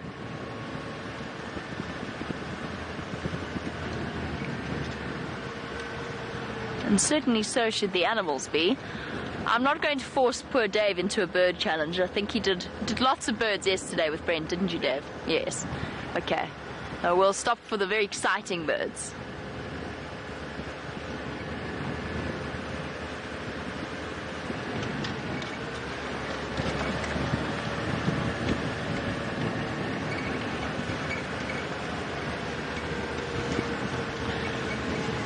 Now, as far as I know, we got around 15 mils or 12 mils. Valeria, it seems as though Arethusa may even have had more rain than we did. Now, Valeria was hoping for rain in order for that poor hippopotamus that is in the Arethusa Dam to be in a less pitiful state. And it is really shame. It is tragic to watch. He's basically just stuck in mud rather than water. Valeria, apparently they had even more than we did. I don't know exactly how much they had.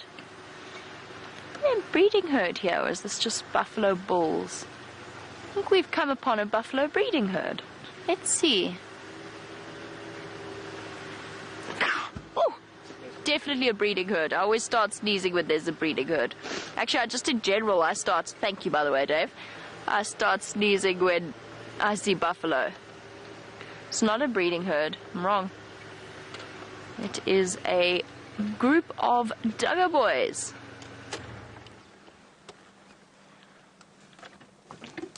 The name given to these buffalo bulls I'm trying to shift around on my booster seat, which has suddenly become very uncomfortable. The buffalo bulls that move about either on their own or in small herds.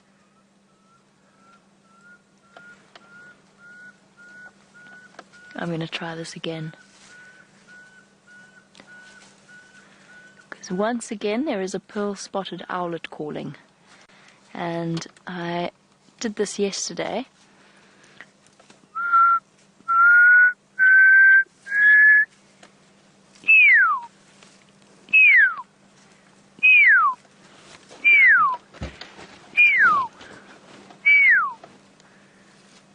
Yes, no? Okay, so what I'm doing is I'm actually talking to a tiny, tiny little owl, bigger than the size of my hand. And by the way, I know that this is a word that is very tricky in a South African accent. I'm saying the word owl, O-W-L. For some reason, it is something that South Africans don't say with any clarity. I'm trying to call him over to us, but he doesn't seem to want to. Oh, look, it's the gentleman with the blind right eye. Hello, boy. We get to know these buffalo relatively well. There's quite a few of them with these blind eyes, through cataracts or glaucoma, it might even be through impact in terms of fighting with other males. You know, if they bash heads often enough, they can actually tear the wall of the retina, and they end up with these milky eyes. But as I said, we get to know the regulars, as I think of them. I started thinking that perhaps we should start naming a few of them things like, I don't know, we'll name them after the great thinkers of the world, with a certain degree of irony, because I personally don't know that buffalo do a huge amount of thinking, but perhaps this gentleman could be called something like Aristotle or Galileo, or something similar. They do look at you with a sort of philosophical, but very indifferent glance. Oh, a bit of a slide down there. Shame, old boy. He is very old. You can sort of see it in the stiffness of the way that he walks. Now, one thing I must say, and there's quite a few buffalo, so many buffalo bulls in here, that it initially led to me thinking that perhaps it was a breeding herd. Now, I have never seen herds of male buffalo like I have in this area. Huge herds, 15 up to, the biggest one I ever counted was 50 male buffalo together. That's something that I have never encountered in all my time working in the bush, is such large groups of buffalo bulls. But because we spend a lot of time sitting with them and watching them on camera, you get to identify their individual features.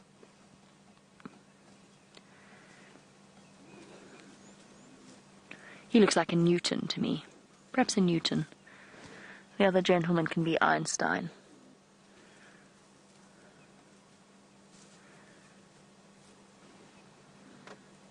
Oh, that right eye is actually quite scary. There's one buffalo on Arethusa on the far western edge. He often goes into Elephant Plains.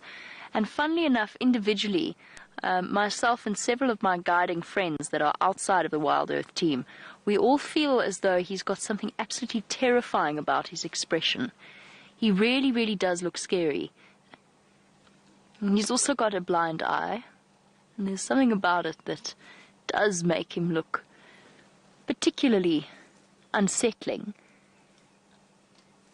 Shame. This buffalo, they are starting to lose condition. And this buffalo, because he's quite an old boy, he's one of the first to start showing signs of malnutrition. Bones sticking through a little bit. It sort of goes back to what Valeria was saying. I mean, this rain was wonderful, and hopefully it will start to help out our poor hippopotamus in Arethusa Dam. But I don't think so. It's going to be soaked up by the thirsty earth. There might be a few more puddles for our hippopotamus, but it's not going to be enough to fill the dam overnight. And certainly not enough to bring or improve the quality of the grasses a huge amount, unless this keeps happening. Maybe a couple of rains like that in the next few nights, and we will see a change to the vegetation. I'm seeing a lot of browsing buffalo at the moment. Well, he's sticking to the drainage line areas where the food has slightly more nutritional value. So these basically dried up river systems. Hello, buffalo. Have you by any chance seen two lionesses wandering about?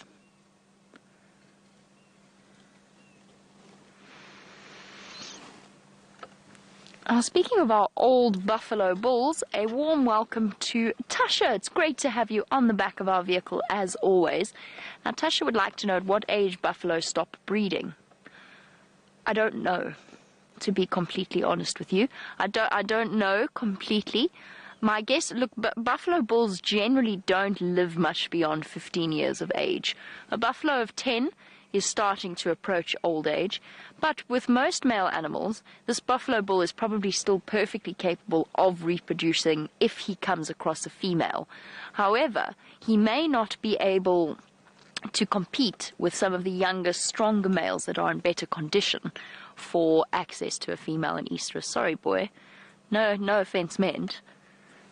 Don't take it personally.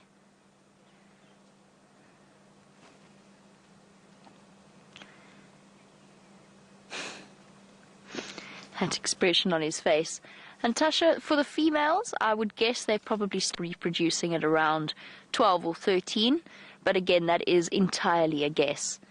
Omega Sheila, just in terms of aging our buffalo, talking about him being old and maybe not up to competing with another male. But I don't think so. I think that buffalo bulls can probably reproduce for the rest of their males, at least. Just like most mammals, we're able to reproduce right up until their death. You want to know how you age a buffalo? It's difficult. Generally, the older buffalo are the ones that form these Duggar herds, so you can look at behavior. The best way to age a buffalo is to examine the condition of their teeth, how worn down they are, how damaged they are. Unfortunately, getting a buffalo to say "ah" is a tricky business. They're not really prone to yawning, and they don't really do it on request. Say "ah"? See, not really. But look at the scarring around his face. He very kindly turned his head for us there. And there's scarring around the face and the base of the horns, damage and chips away from the bone, nicks and cuts around the ears. Now, a young buffalo doesn't have those. That is something...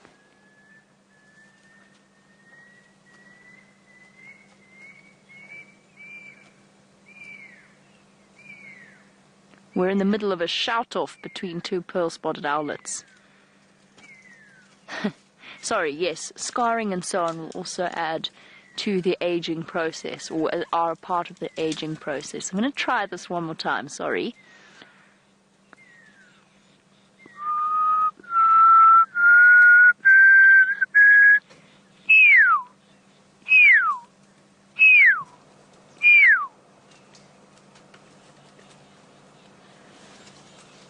Come on, owls. Come say hello. Pearl-spotted owlet is my favorite owlet. Well, my favorite owl, actually. They just look so angry. So grumpy. Much like buffalo bulls. Okay, boy. He has turned his back upon us. He's tired of being closely examined. I think we're going to move on, since my owls don't want to come and say hello. And the buffalo is moving off. While we carry on towards Buffelshoek Dam, let's head across to Brent for an update on his progress this afternoon.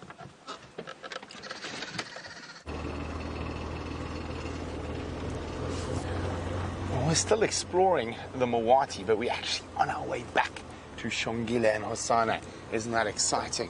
I still wanted to do a check of the top sections of the Mawati to see if Karula's tracks didn't possibly cross. They haven't, so we are slowly making our way back down towards where we found the cubs, and very exciting, and we're going to plan to spend as much time as possible there today. I'm just trying to see if I can get another way to get there.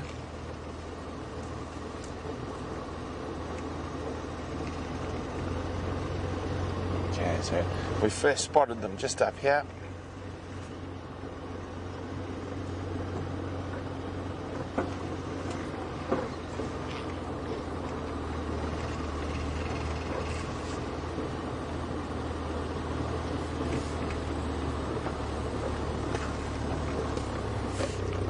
So, can you believe those cubs are just 10 meters from us at the moment, beyond the steep bank. So we've got to go all the way around to get there. So I don't think we're going to climb up this bank.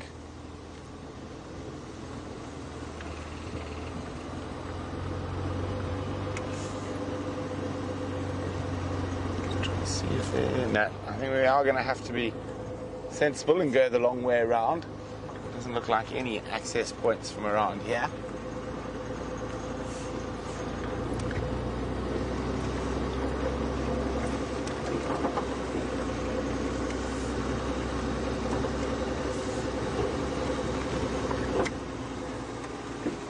Oh, Andre, did you see that? Sorry, I'll get it, Andre.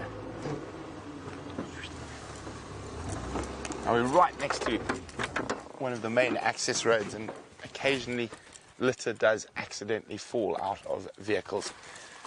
And then sometimes I've actually seen elephants pick up some of the litter and move it around. And I think that's what might happen here. Or actually, I think this was someone's water bottle, because it's full. Sip, Chandra?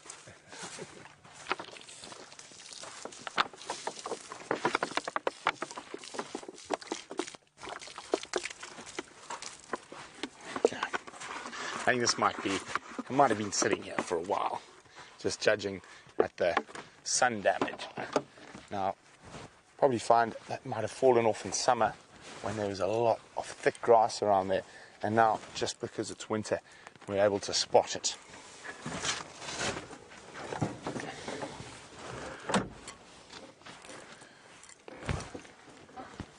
There we go, ears back in. Golden light hour approaching. Oh, I think we've played this one quite well, John, there.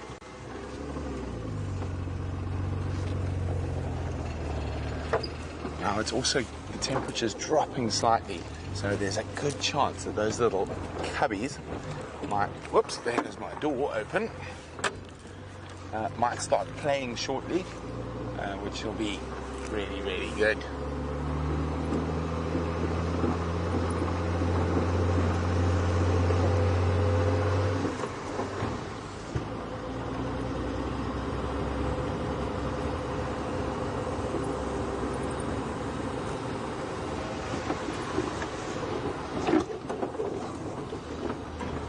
Yeah.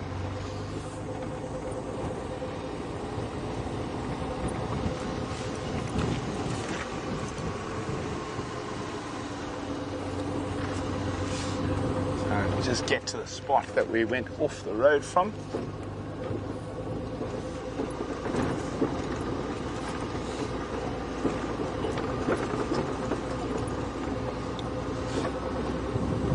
Now, the other thing that could be quite exciting that might happen by spending a lot of time with these cubs is the fact that Queen Karula herself might come to join us. So I'm just going to wait for the other vehicle to come out.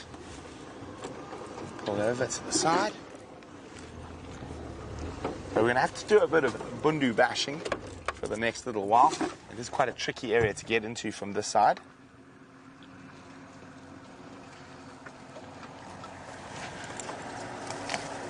Righto. No worries. She crossed apparently heading northeast, and I've checked on Leadwood, but after the rain last night the tracks and it's a bit difficult. So she's around somewhere. Cool. Enjoy. Yeah, thank you. Yes. Okay, so let's go back in there.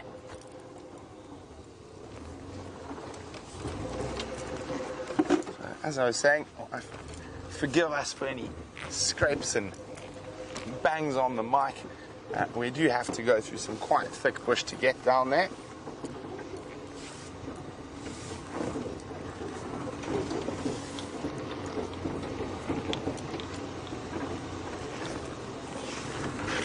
Good, Andre.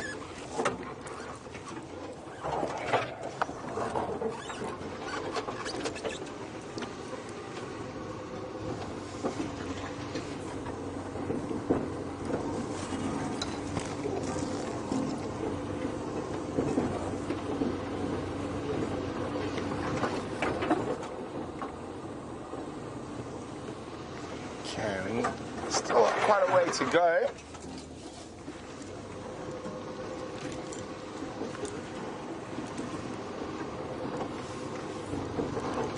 Yeah, so while we try to get ourselves into the position to get a great view of those little monsters, let's go see what he's up to. Well, Brent gets a position. This is now his catchphrase, isn't it? For all cubs, great and small, or all cubs spotted or otherwise, seems to be monsters. They're either fuzzy monsters or delectable monsters. The delectable,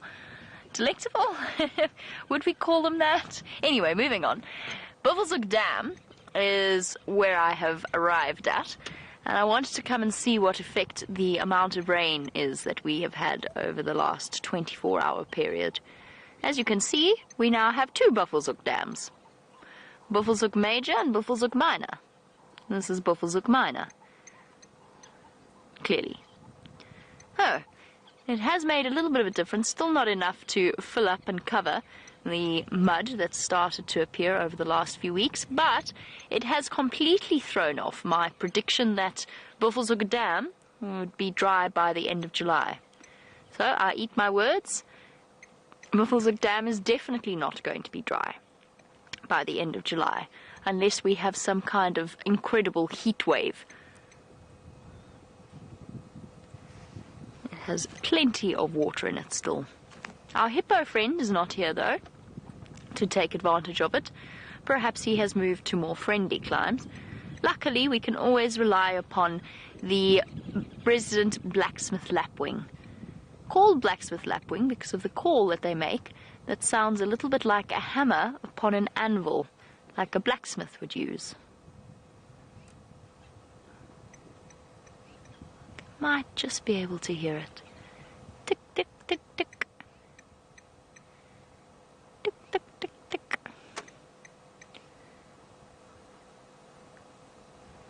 Otherwise, surprisingly, I was kind of hoping for a herd of elephants or something might be coming across for a late afternoon drink, but it all seems to be incredibly quiet at Buffelshoek Dam, apart from the blacksmith lapwing and the buffalo weavers that are chirping merrily away as they build their nests. And so we shall carry on and see what else we can find.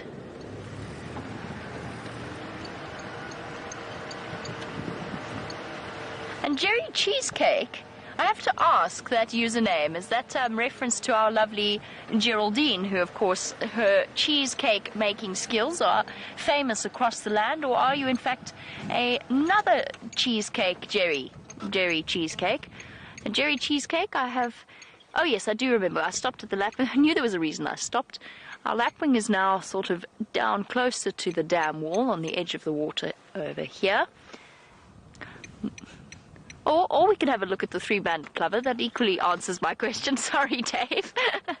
Oh, we do this to our cameraman all the time. That was 100% my fault. But it does actually, either way, answer Jerry Cheesecake's question, because we have two members of the same family. Well done, Dave.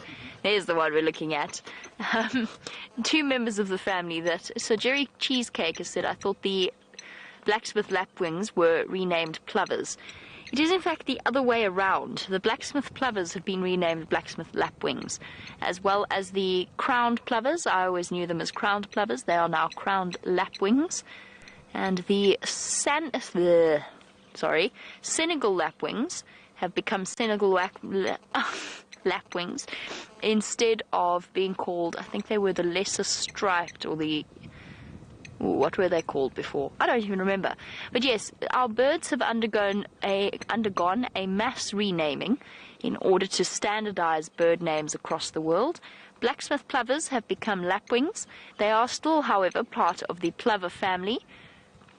And the only plover, traditionally, that we still have is the three-banded plover that Dave accidentally showed you earlier. A much, much smaller member of the plover lapwing group. But they're both essentially the same thing.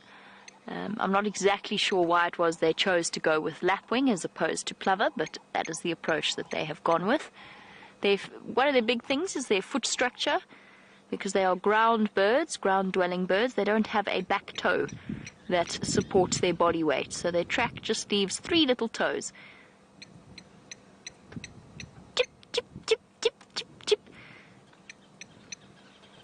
So they are lapwings, not plovers officially.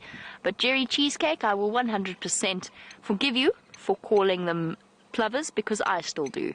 That is the name that remains with me from when I learned birds as a child. In the same way, I still call grey-go-away birds grey luries. And I call violet-backed starlings plum-coloured starlings. What are the other ones? Oh, and I call green woodhoopoos red-billed woodhoopoos at times. There has been much in the way of renaming. The one that makes me the saddest is the renaming of the African harrier hawk to African harrier hawk. It used to be called the gymnogene. Now, I don't know what the background is to the name gymnogene, but I far preferred it to the name African harrier hawk, I think just because of the ring.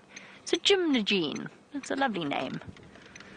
Okay, let us move on. Sorry, Dave, I did promise you we wouldn't do birding. This is this is an initiative that was actually a South African-driven initiative, but comes from several organizations, including and several very important members of the birding fraternity. The very keen twitchers. I'm not sure if you would label them ornithologists. They don't label themselves ornithologists, but members of an organization called BirdLife SA, BirdLife South Africa, were some of the ones that main proponents behind standardizing the name for our various birds, because of course these birds are spread out throughout Africa, and some of course migrate all the way up towards Europe. And it was decided that perhaps it would be really nice if we could all just call them by the same name to avoid confusion. Now, not all countries have accepted it, and certainly not all people, such as myself, have accepted it. The grey-go-away bird will forever, in my mind, be a grey lurie. But some of it does make sense, because, for example, the grey luries, the grey-go-away birds, are not luries.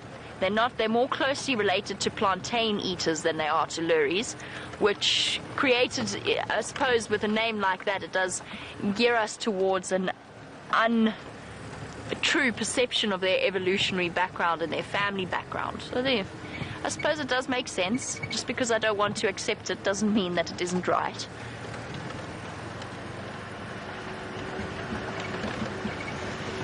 It's just hard to break habits that have been formed over the last 20 years in a sort of a slightly shorter period of time.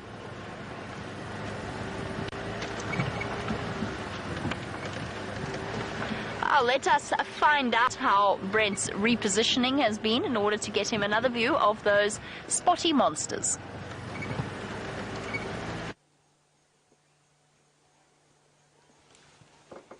You can see how beautiful it is in the Tamboti thicket at this time of the day.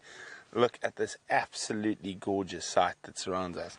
The late afternoon light filtering through.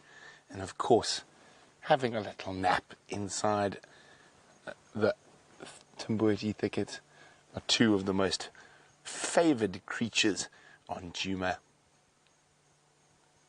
Shongile and Hisana waiting patiently for their mother's return.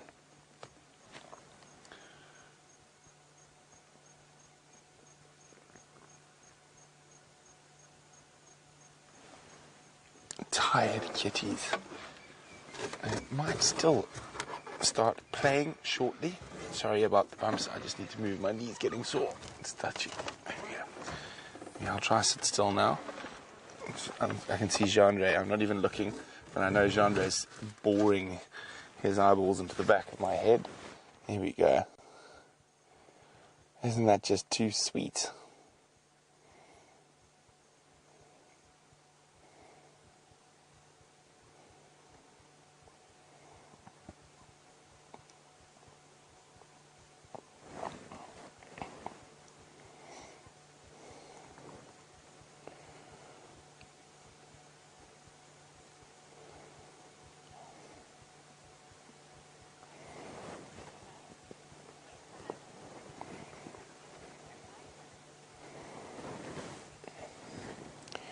Well, Rita is very observant. She's noticed that the leopard cubs have different eye colors. Oh, head up, no, head down, head down.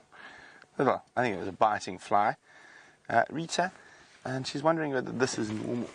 Oh, Rita, it is quite normal for leopards to have different eye colors and cubs from the same litter. It's not unusual at all. So, Shongila's got those wonderful brown eyes, whereas Hasana's got the more typical sort of golden cat eyes. Now, I'm really hoping that as the temperature drops a little bit of that mischievous side of these little cats comes out.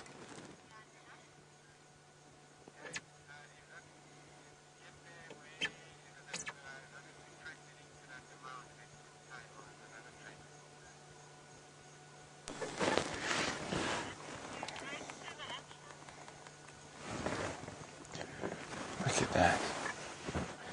You can see how the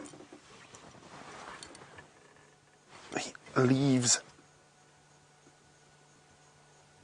and their coat sort of create similar patterns, and that's where why they've got those incredible spots for camouflage. Oh, look there, look at the tiny little paw.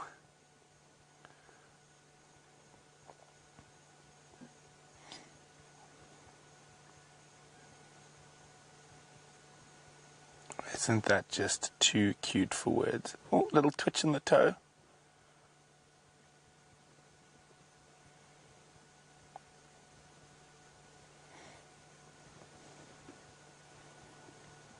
Come on, guys, it's playtime.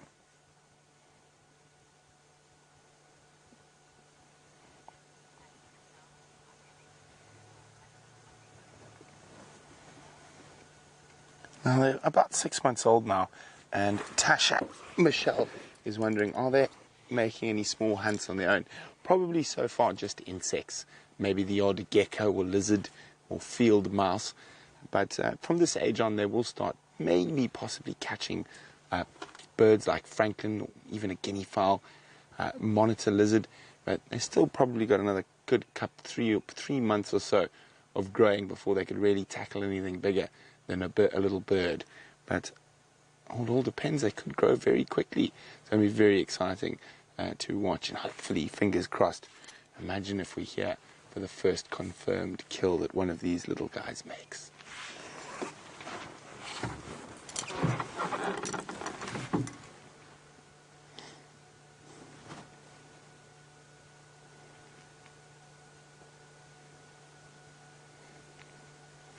Now, of course, Queen Karula might leave them here for 3 or 4 days without returning. That's not unusual. But she is such a prolific hunter and a great mother that she might be back even sooner.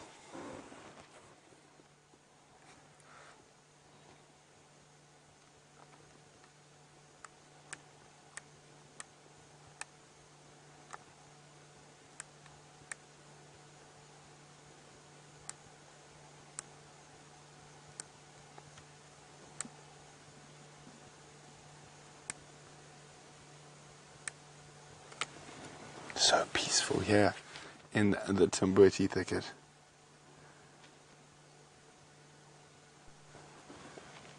It's almost difficult to imagine that these sweet little things will grow up to be apex predators.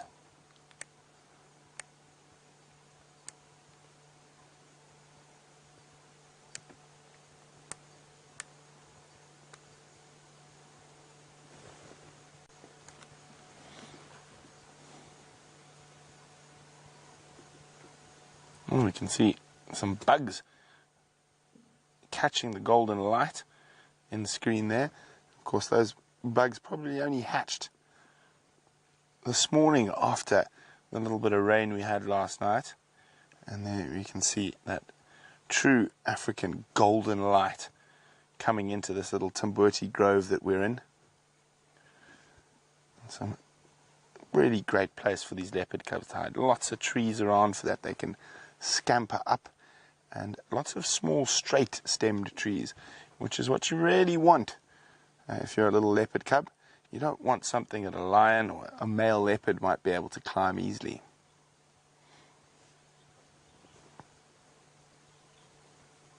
Oh, well, the cubs are not the only things cuddling up today. And right in front of us, you see them, Jean-Ray? There's a pair of doves cuddling up and doing some grooming, enjoying the last little bit of the evening light.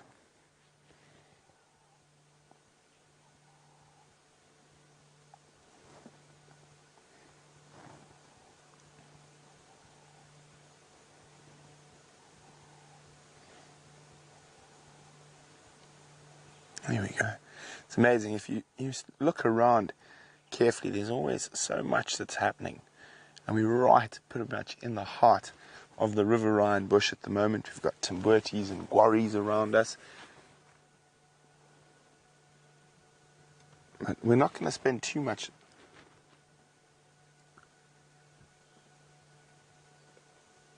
time now. We're going to leave shortly as the sun starts setting because Mom's not here.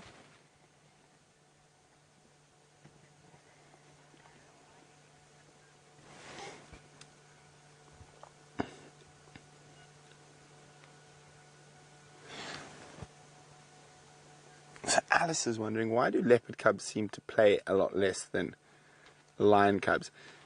Probably because there's not as many of them to play with. Also,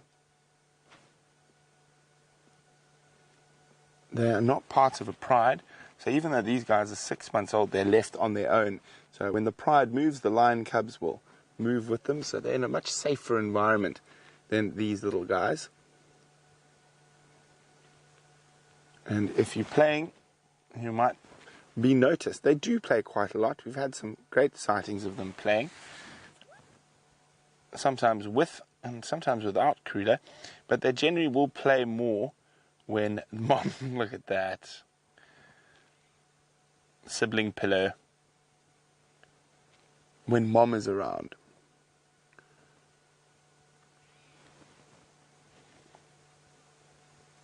Oh, just tired kitties.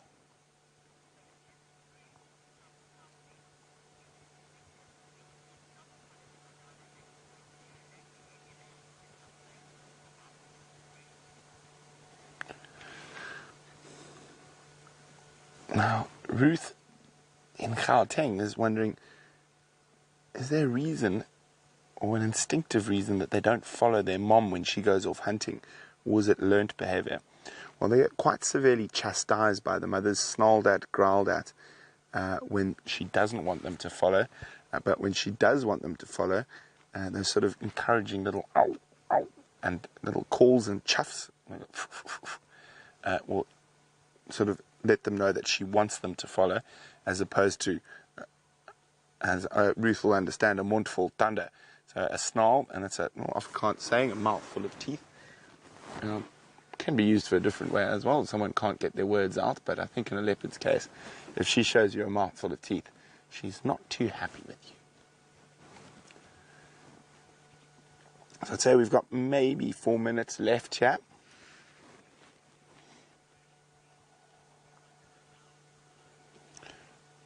Now Brian's wondering, will the leopard cubs stay exactly where Mom left them, or will they wander around? Brian, they wander around a little bit, like we've seen them today, around this termite mound, maybe down into this little erosion gully next to us, climb a tree, play about, but they won't move very, very far. So probably no more than 20 to 30 meters from where Mom left them. As they get older, they get braver, and they do tend to move around a little bit more. There we go, we can see the sun setting, so that's our cue that we're going to have to leave these little cubs. We will be back here first thing tomorrow morning on the sunrise safari to see if they're still around. But I'm going to have to leave the area, and we're going to close the sighting. So Jean-Ray is going to leave you with a gorgeous shot of the sun through the wonderful little Tambuti Grove, and we're going to go back to Jamie.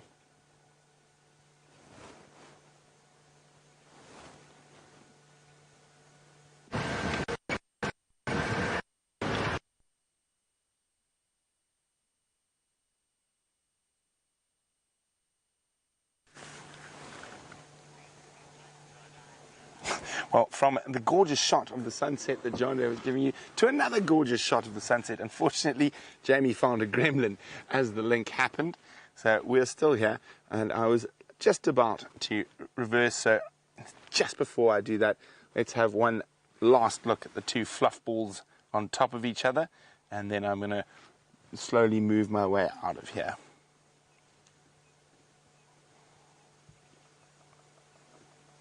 Look at that, just too sweet.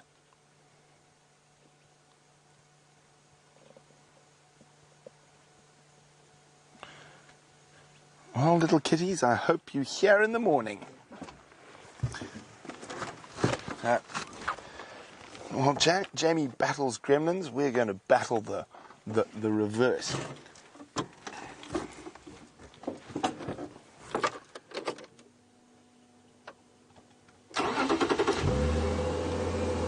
They didn't even move their heads. Too sweet.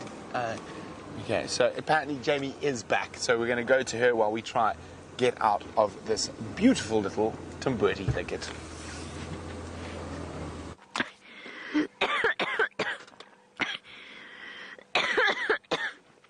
Sorry. I choked. It's a warthog.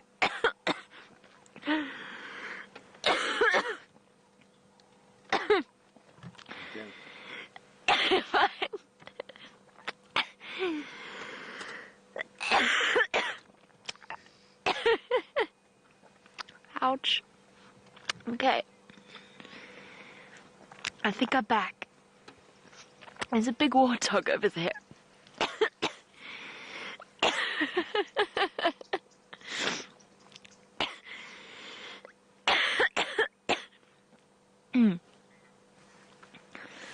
I'm very sorry about that.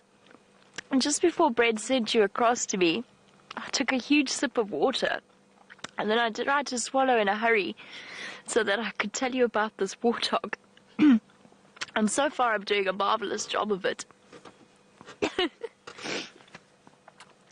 I'm just going to wipe away the tears that are now streaming down my face. And our warthog is gone. So, all in all, that didn't work out exactly as I planned it to. You know, you are one of those choking moments where you actually can't get the air in to cough it out.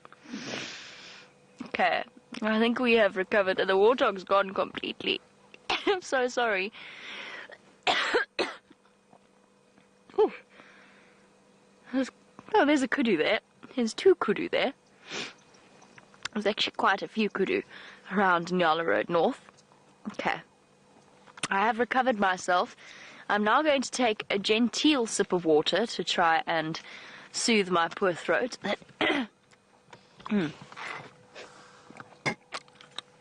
Okay. So, note to self, no drinking water and trying to talk at the same time. It doesn't work. And it ends with all of your animals disappearing off into the distance. Luckily, we've still got some kudu around. One thing I've noticed is around this time of day, their accompanying oxpeckers are all taking to the skies and heading back to find their roosting spots for the night. It's a lovely, lovely time of day to be out in the African bush, especially down. Nobody's driven this road since the rain. We're on the Nyala Road North, and it's just absolutely beautiful down here. Thick drainage line area. It smells amazing. Or at least it did before my nose started running because I choked. Really is stunning. Okay, that trauma is behind us. I think we shall move on and see what other things we can find, because that didn't go terribly according to plan, but I'm okay. I'm okay.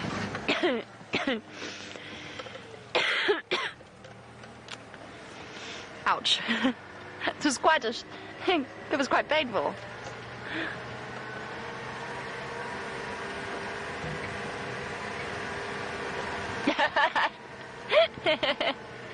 MMG says, Jeepers, I wasn't meant to eat the black screen gremlins.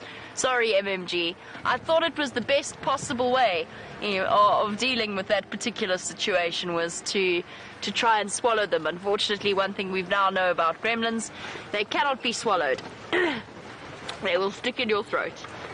Okay, I am recovered.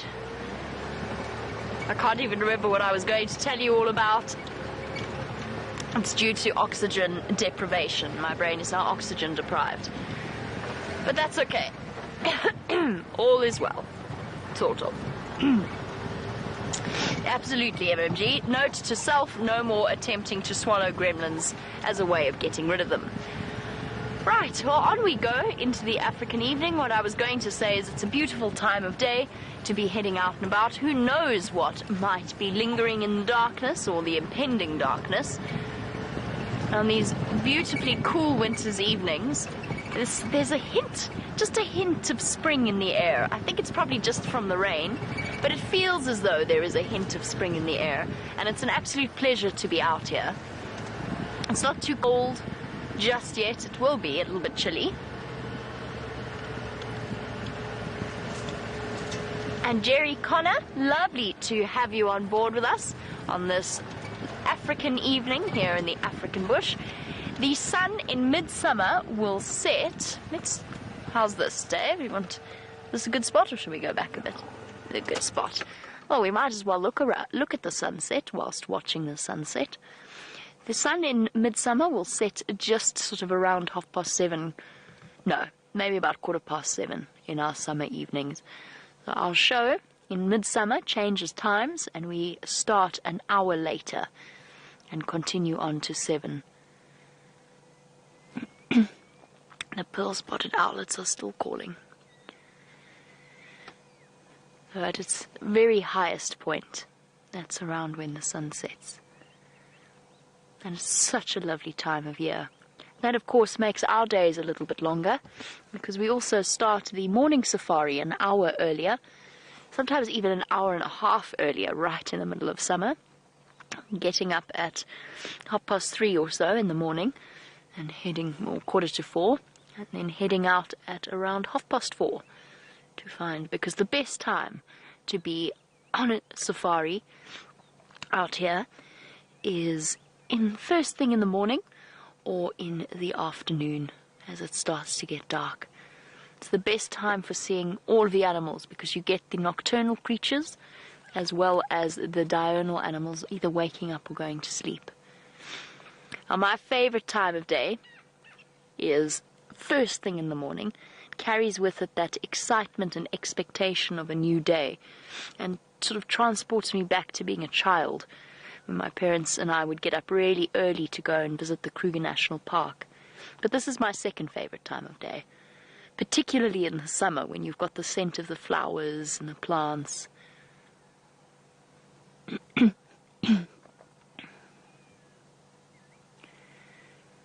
There's no sunset quite like an African sunset, even on a clear day without the clouds to make it even more spectacular. Those silhouettes of the trees just can't be beaten. Dave, that's your favorite tree, by the way. Oh. the injury-inducing tree.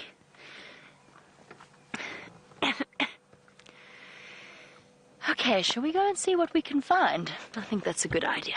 I'm just going to try and remind my lungs how to function normally again.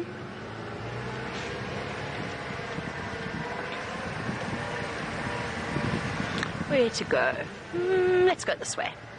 Let's take the road less traveled. Oh, brilliant. The road less traveled has some zebra on it.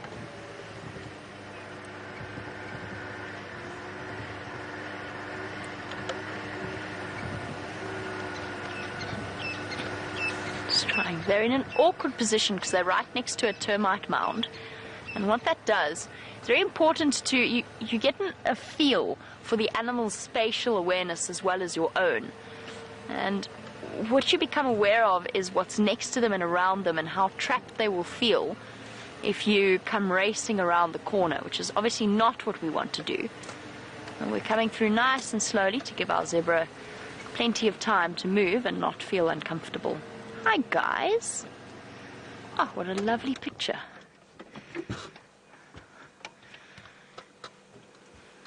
A really lovely herd of zebra. And there's no animal quite so picturesque, I think, or photogenic is maybe the word. They are such photogenic animals.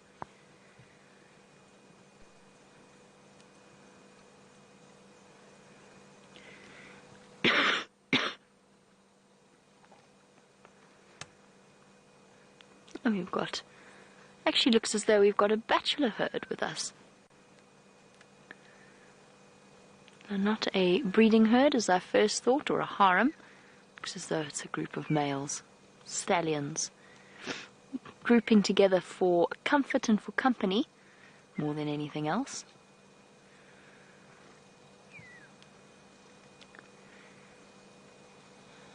Giving a gentle snort.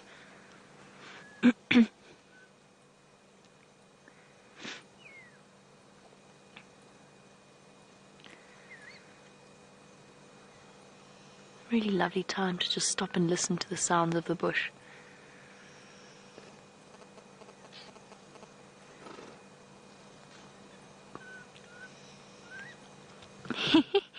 And fork-tailed drongo imitating the pearl-spotted owl again. But not very well, kind of without skill. Listen to it, it's trying.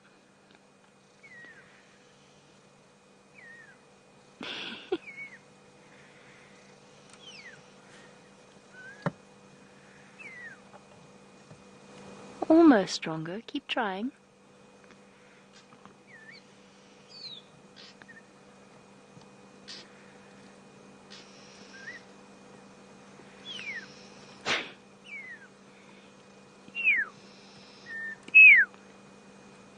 That's so cute. It's sort of inexpertly trying to imitate the call of the... There we go. Come on. Nearly.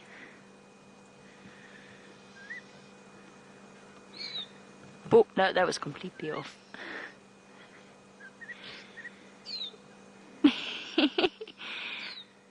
No, not quite. It sounds like, Okay, now it's gone back to its normal drongo call, but it sounds like a student playing the piano and trying to learn a famous song and getting all the wrong notes and then correcting them. That's exactly what this little fork-tailed drongo sounds like. It's awesome. So the fork-tailed drongo, by the way, for new viewers, because I sort of took that for granted, I'm going to reposition so you can see it. I don't want to. You got it. So that's the little fork-tailed drongo. You can't. I'm not actually going to reposition because I think it'll fly away and stop its chorus. Oh, flew away anyway. Yes, thank you. Hello.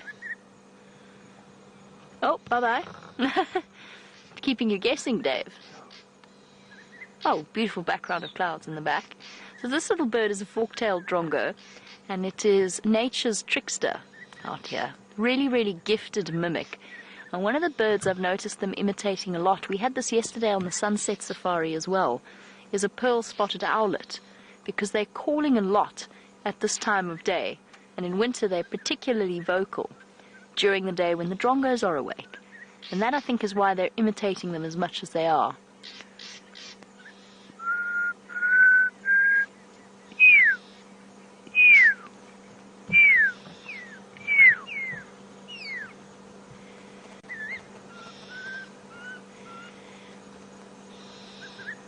This is awesome. This is so cool.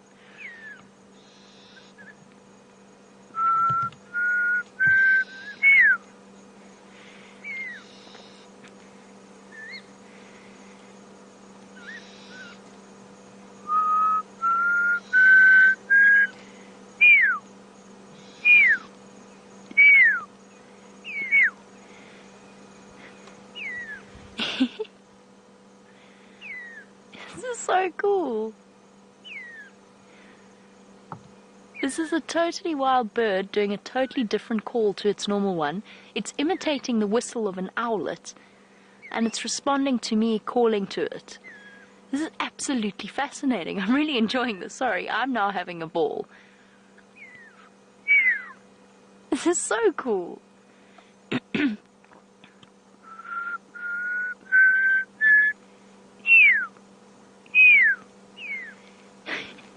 This is awesome. Okay. I'm sorry, I'll stop now.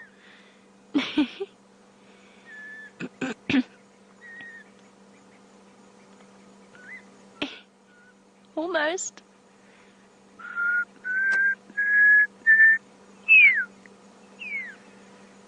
This is a call and response game. Almost.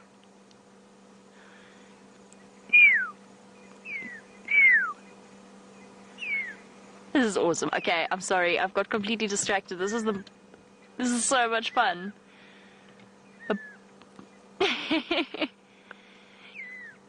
They're such amazing little birds. That is so clever. I shall call you Brian.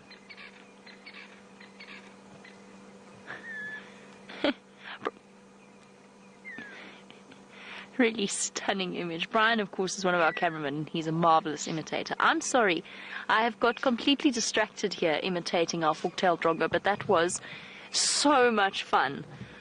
The little joyful moments and the connections that we share with these animals in such a fleeting moment. It's so much fun. All right, I'm going to stop whistling at birds and carry on, search for things to show you. In the meantime, let's head across to Brent for an update.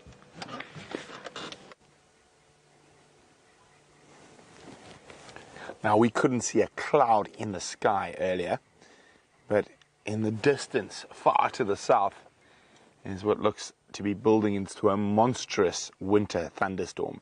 And of course, those are quite uncommon.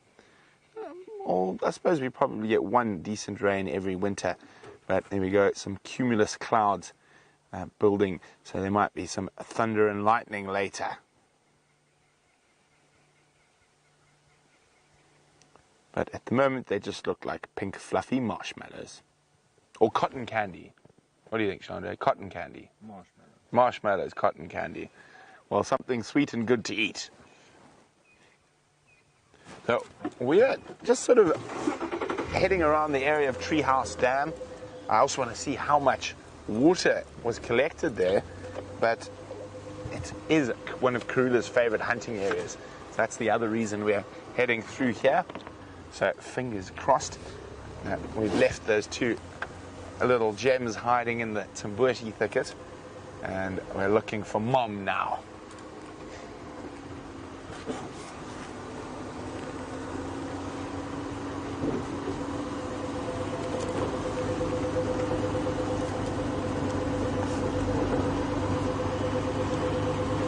Temperature's dropping quite quickly.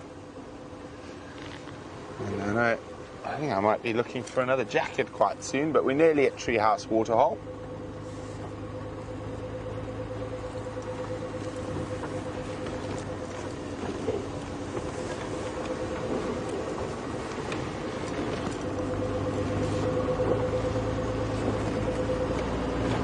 So how much water do we think is going to be there? I don't think too much, although this has one of the water holes that's got quite good catchment. and it has a high water table. This is the area where the elephants do dig for water still sometimes.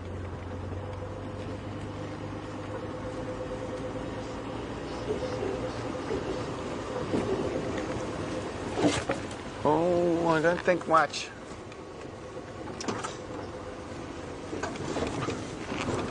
A puddle, a large puddle, and we could almost jump across it.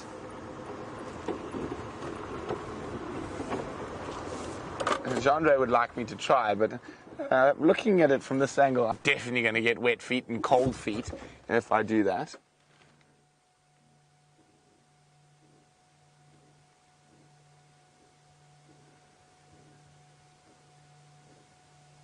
It's always good at this time of the day to just sit quietly for a second and listen. Might catch some alarm calls.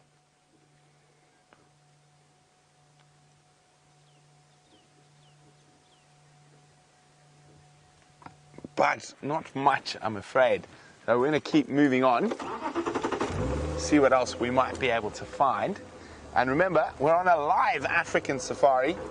And if you have any questions, pop us an email, questions@wildearth.tv, or use the hashtag SafariLIVE on Twitter.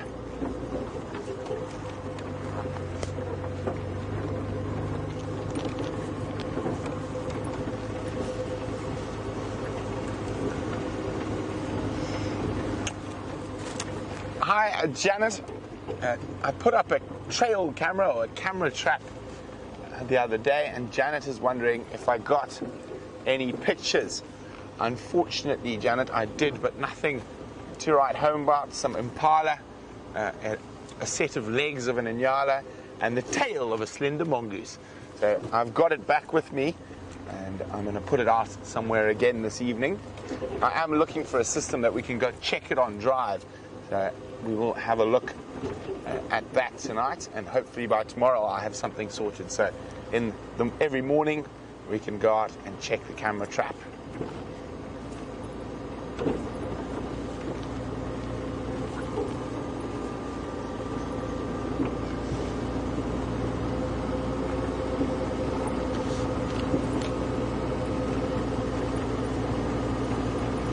It's a lovely, crisp, clean smell in the bush, which is quite different from what we've been experiencing for the last little while with all the dust, and quite nice to breathe in without clogging one's nostrils with half of Africa.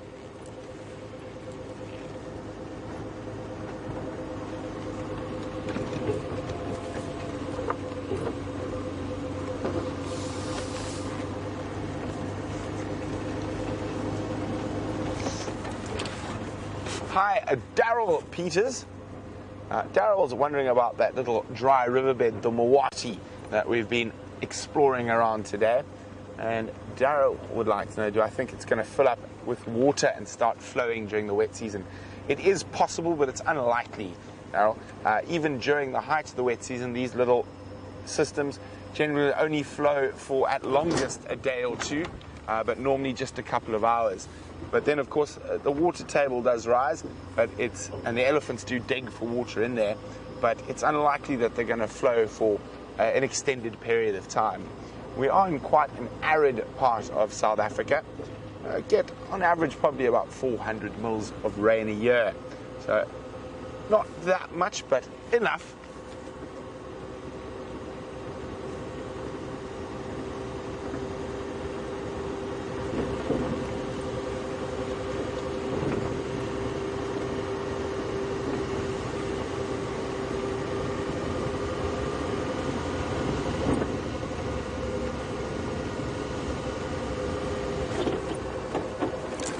What was that?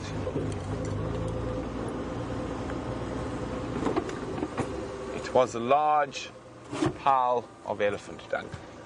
Jean-Andre, you see that little bird flicking its tail? Can you get there before he flies, Jean-Andre? Oh, he's flown, Jean-Andre. It was a white-browed scrub robin. It disappeared. Okay, let's go.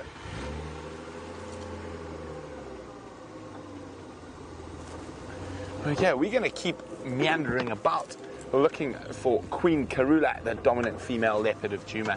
While we do that, let's see how Jamie's endeavours are going.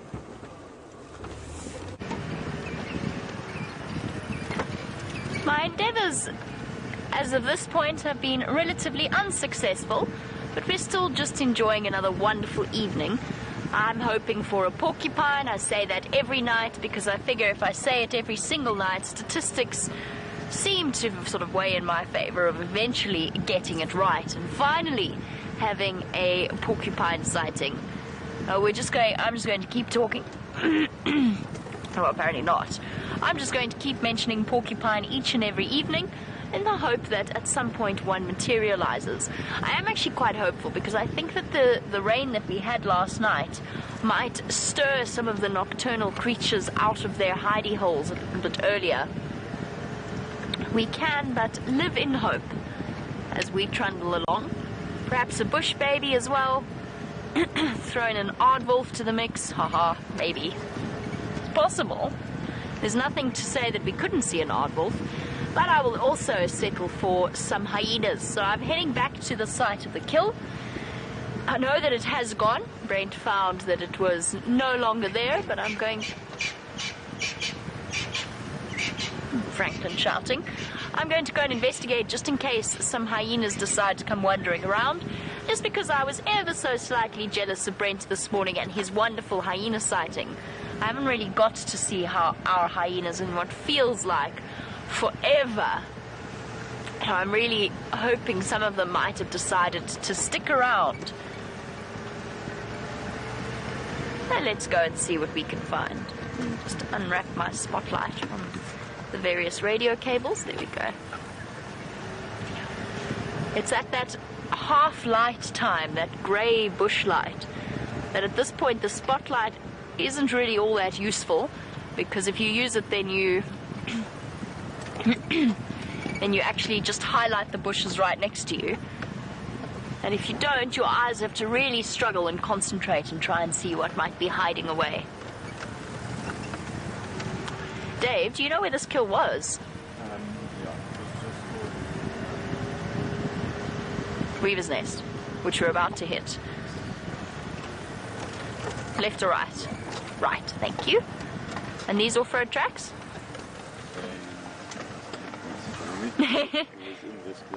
Okay, perfect, thank you. Awesome. That might just be old off-road tracks, maybe. We've come down from this, from Pangolin track. Yep. Okay, cool. Thank you very much. Dave just giving me directions because I never went to the sighting, so I didn't know exactly where it was. We'll go and have a look around, see if there's any hyenas lurking.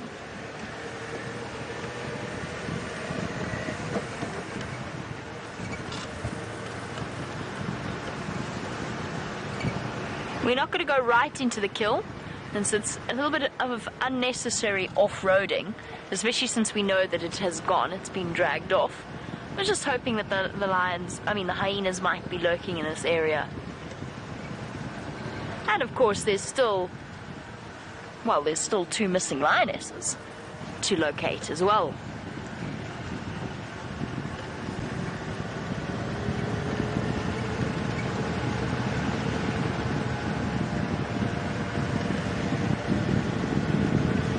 Oops, sorry, Decker.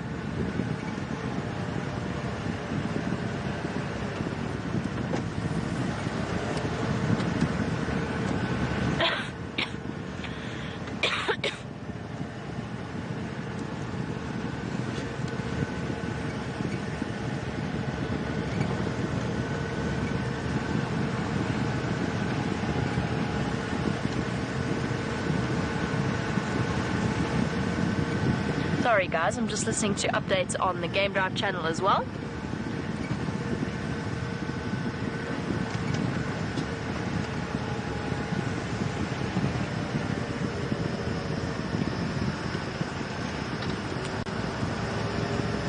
As we head off into the evening, sorry, my choking remnants is sort of still there. As we head off into the evening, just listening to the sound of the bush, you'll notice for new viewers that we use a light called a spotlight. What we don't do is stop and show you the diurnal animals. That can't be Brent. I thought he was going in the opposite direction. Huh. Well, in that case, we shall avoid going that way, since Brent has already been that way. I was trying to. Hello. Bye-bye. We'll go a different direction then. If Brent's already checked that area, there's no point in both of us heading across that side. I think he and I probably had the same idea, which was perhaps Karula might head in that direction as well.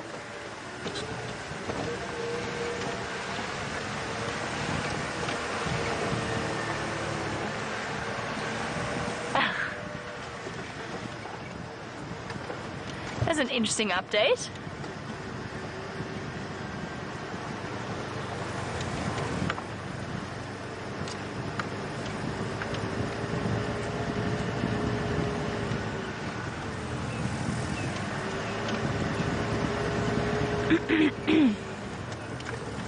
Okay, sorry, I'm just listening to the Game Drive channel, which was the update that there is quite an angry elephant that is wandering about in Must, and I think we actually nearly encountered him last night. I could smell him all around the camp.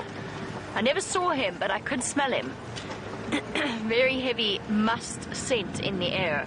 Apparently, Aubrey's just called. Now, if Aubrey calls, you must, because Aubrey's got years and years of experience. If he calls in on the Game Drive channel to say, watch out for that elephant, then you know that he is an elephant to be avoided. Fortunately, he is not on Djuma at the moment. He's up near Buffelshoek.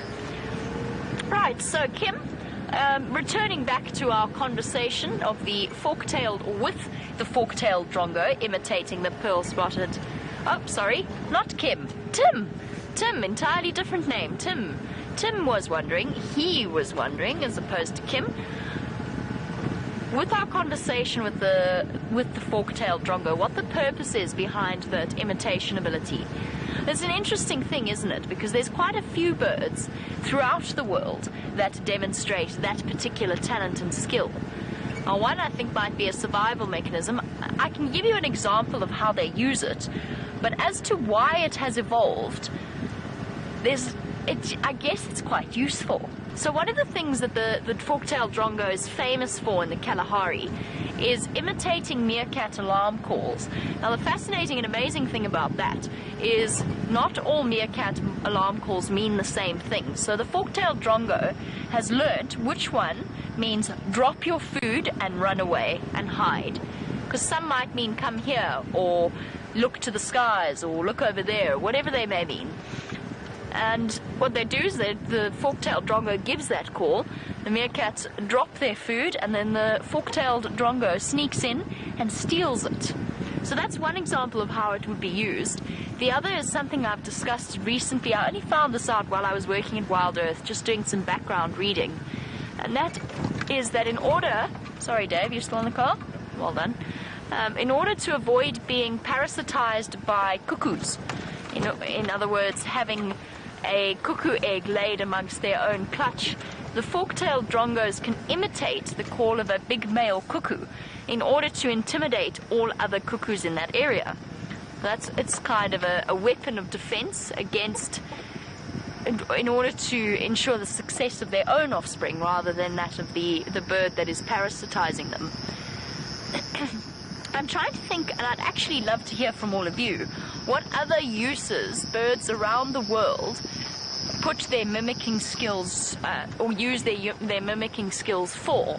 Because I know that lots of parrots, of course parrots are the most famous, their ability to talk. There's the lyrebird that imitates anything from an old style dial-up internet connection to any other sounds that it has encountered in the bush. Why would birds do this? Now, I've listed two reasons, or two uses that we know the fork-tailed drongo uses it for. But what else? Is it possible that they do it purely for enjoyment? I don't see why not. What is it in their instinct, in their makeup, that decides to make them? Because what use is imitating a pearl spot owlet? I mean, you know, if you want to go for the intimidation factor, maybe try something like, I don't know, of a rose eagle owl, or a pearl-spotted owlet is a bird the size of my hand. Why imitate a pearl-spotted owlet? Might even attract trouble in the form of another pearl-spotted owlet. But why do it? I don't know. It's a really, really nice question, actually, Tim. Thank you for that. I hadn't thought about it before, and I'm going to put my mind to it. And I would actually love for all of you to put your minds to it as well. While we continue to trundle along the western side of quarantine, let's head back on to Rusty to find out how Brent's evening is shaping up.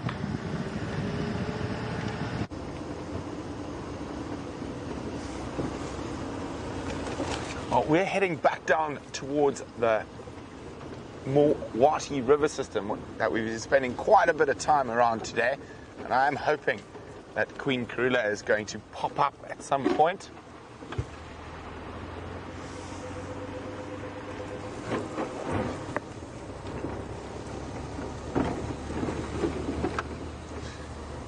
So, we've got a question from an old friend of mine, and his name is Toby Trelawney Bonamy Pheasant. Can you believe that's actually a person's name?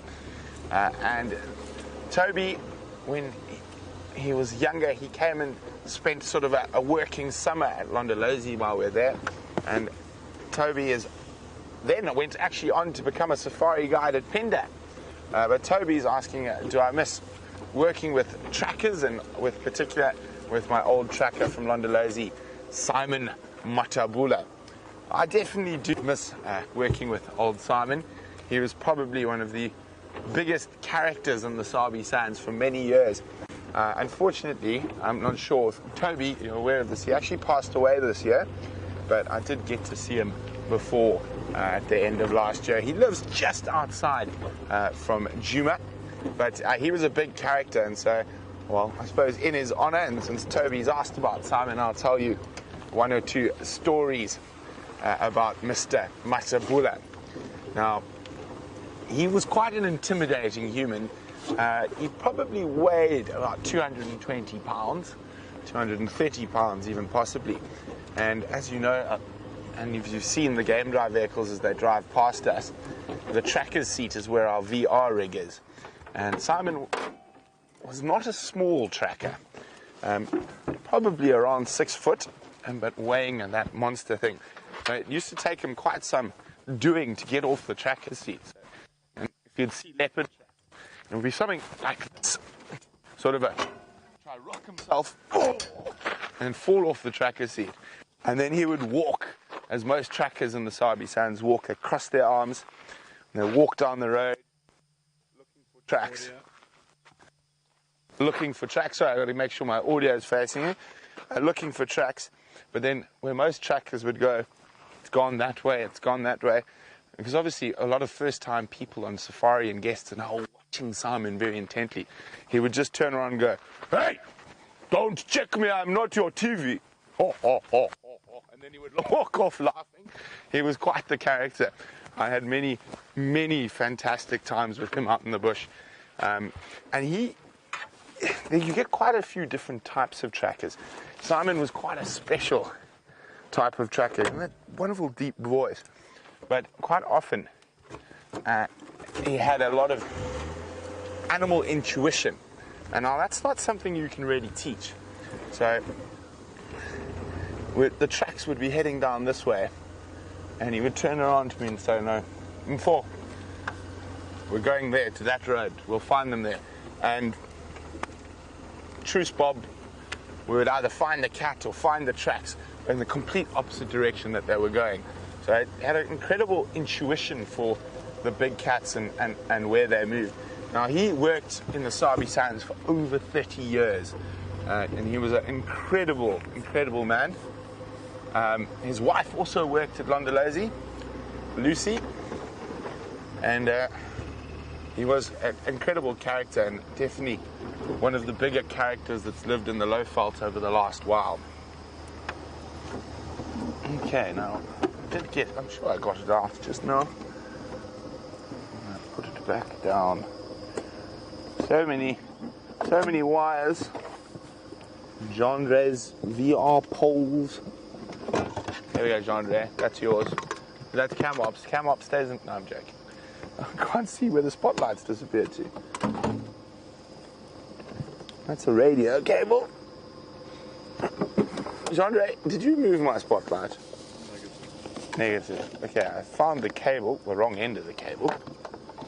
There we go. Ah, we have success.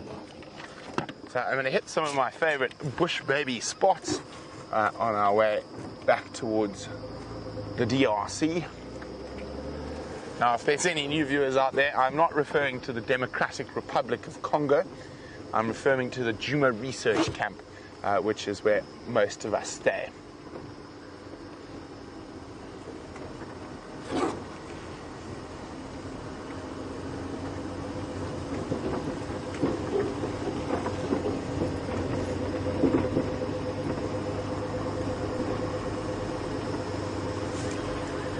Oh, I can hear a bird I haven't heard for a while, and I'm pretty sure the rain might have something to do with it. Let's just listen. There's a couple of them calling fiery neck nightjars.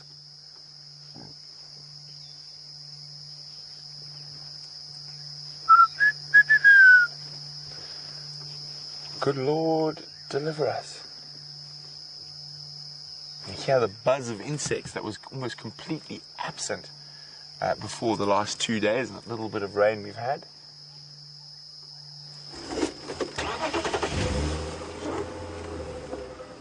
Oh dear. No, I haven't pulled out my ears. They are still there.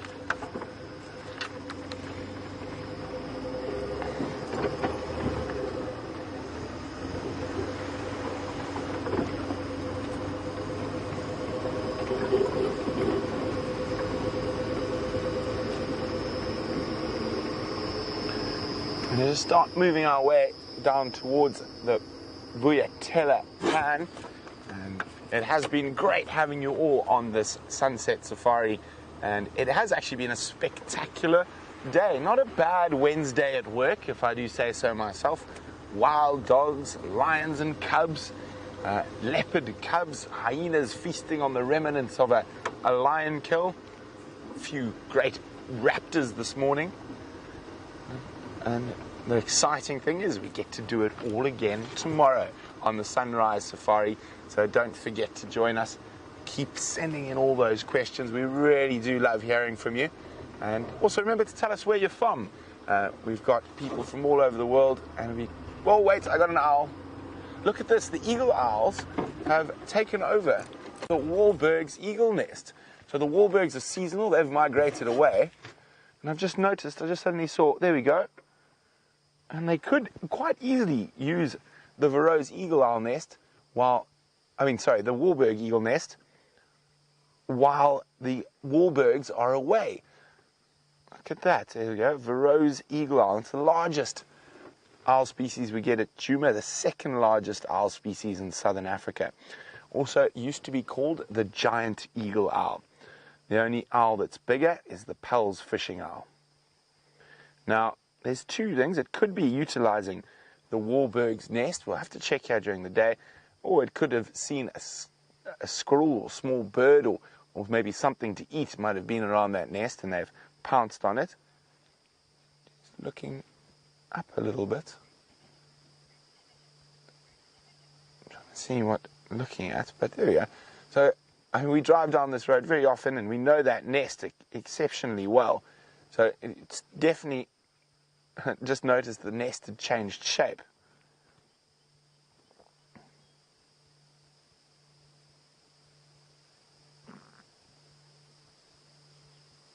There we go. Well, we definitely have to check here in the morning, because if it's still sitting in the morning, and owl chicks are just some of the cutest creatures in the world. They are literally strange looking, but very, very cute.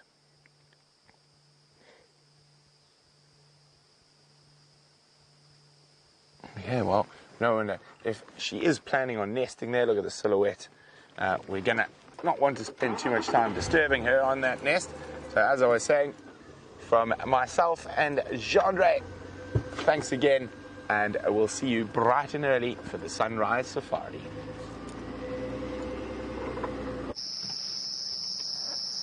You have arrived just in time, because as I came through, this tree lit up like a Christmas tree full of bush baby lights. I counted 3, not lights, obviously, there's the eyes. I've counted 3. It's at the tree behind that tree. Oof, it's going to be so tricky to show you though. But really, honestly, in my spotlight, they look so cool. Just these bright twinkling eyes of the little bush babies jumping about. There's 4 of them actually. It's such a pity we don't have the camera that's on the back of Brent's vehicle. I'm going to try go backwards for Dave. Oh, such a tricky spot. So many of them. They must all have been sleeping in that tree together. And they're waking up now. Oh no, I don't think I can do it. It's behind there. Oh, what a pity. Oh well. Let's try from here. No. No. Oh. I think it's the only place I can. It's that tree at the back. I don't think we can get there. Did you see him jump? Yeah. Where'd he go? Oh, there he is. Oh dear. Hopping about in the tree. You might be able to catch a glimpse of the movement. He's now in the middle of my spotlight. Oh, there's a whole load of them jumping around. They're all in this tree. The bush babies generally sleep together in their trees, or wherever they happen to choose as a suitable resting place for the night. You can see bouncing around, just the movement of the branches. I'm busy looking, trying to find one to show you, but unfortunately they are just that little bit too far. Oh well, it was a brave attempt. Just slightly off to the left, eh? That one. Yeah, just behind. Oh, there he goes. There he goes. Come on, bush babies, come this way, please. Oh, bouncing far. But not closer, just along. Oh, hold on. Now he's coming closer. Hold on, we might be able to get lucky here. I see you, little one.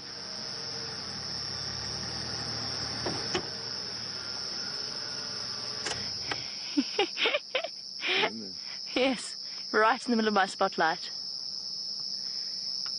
I want to take my eyes off him to look at my monitor. Oh, there he is. You got him. Awesome. There's 2 of them in there, bouncing about together. Yay! We did manage to get the bush babies on the screen before the end of our sunset safari. Such adorable little creatures, the smallest primate, tiny little nocturnal primates.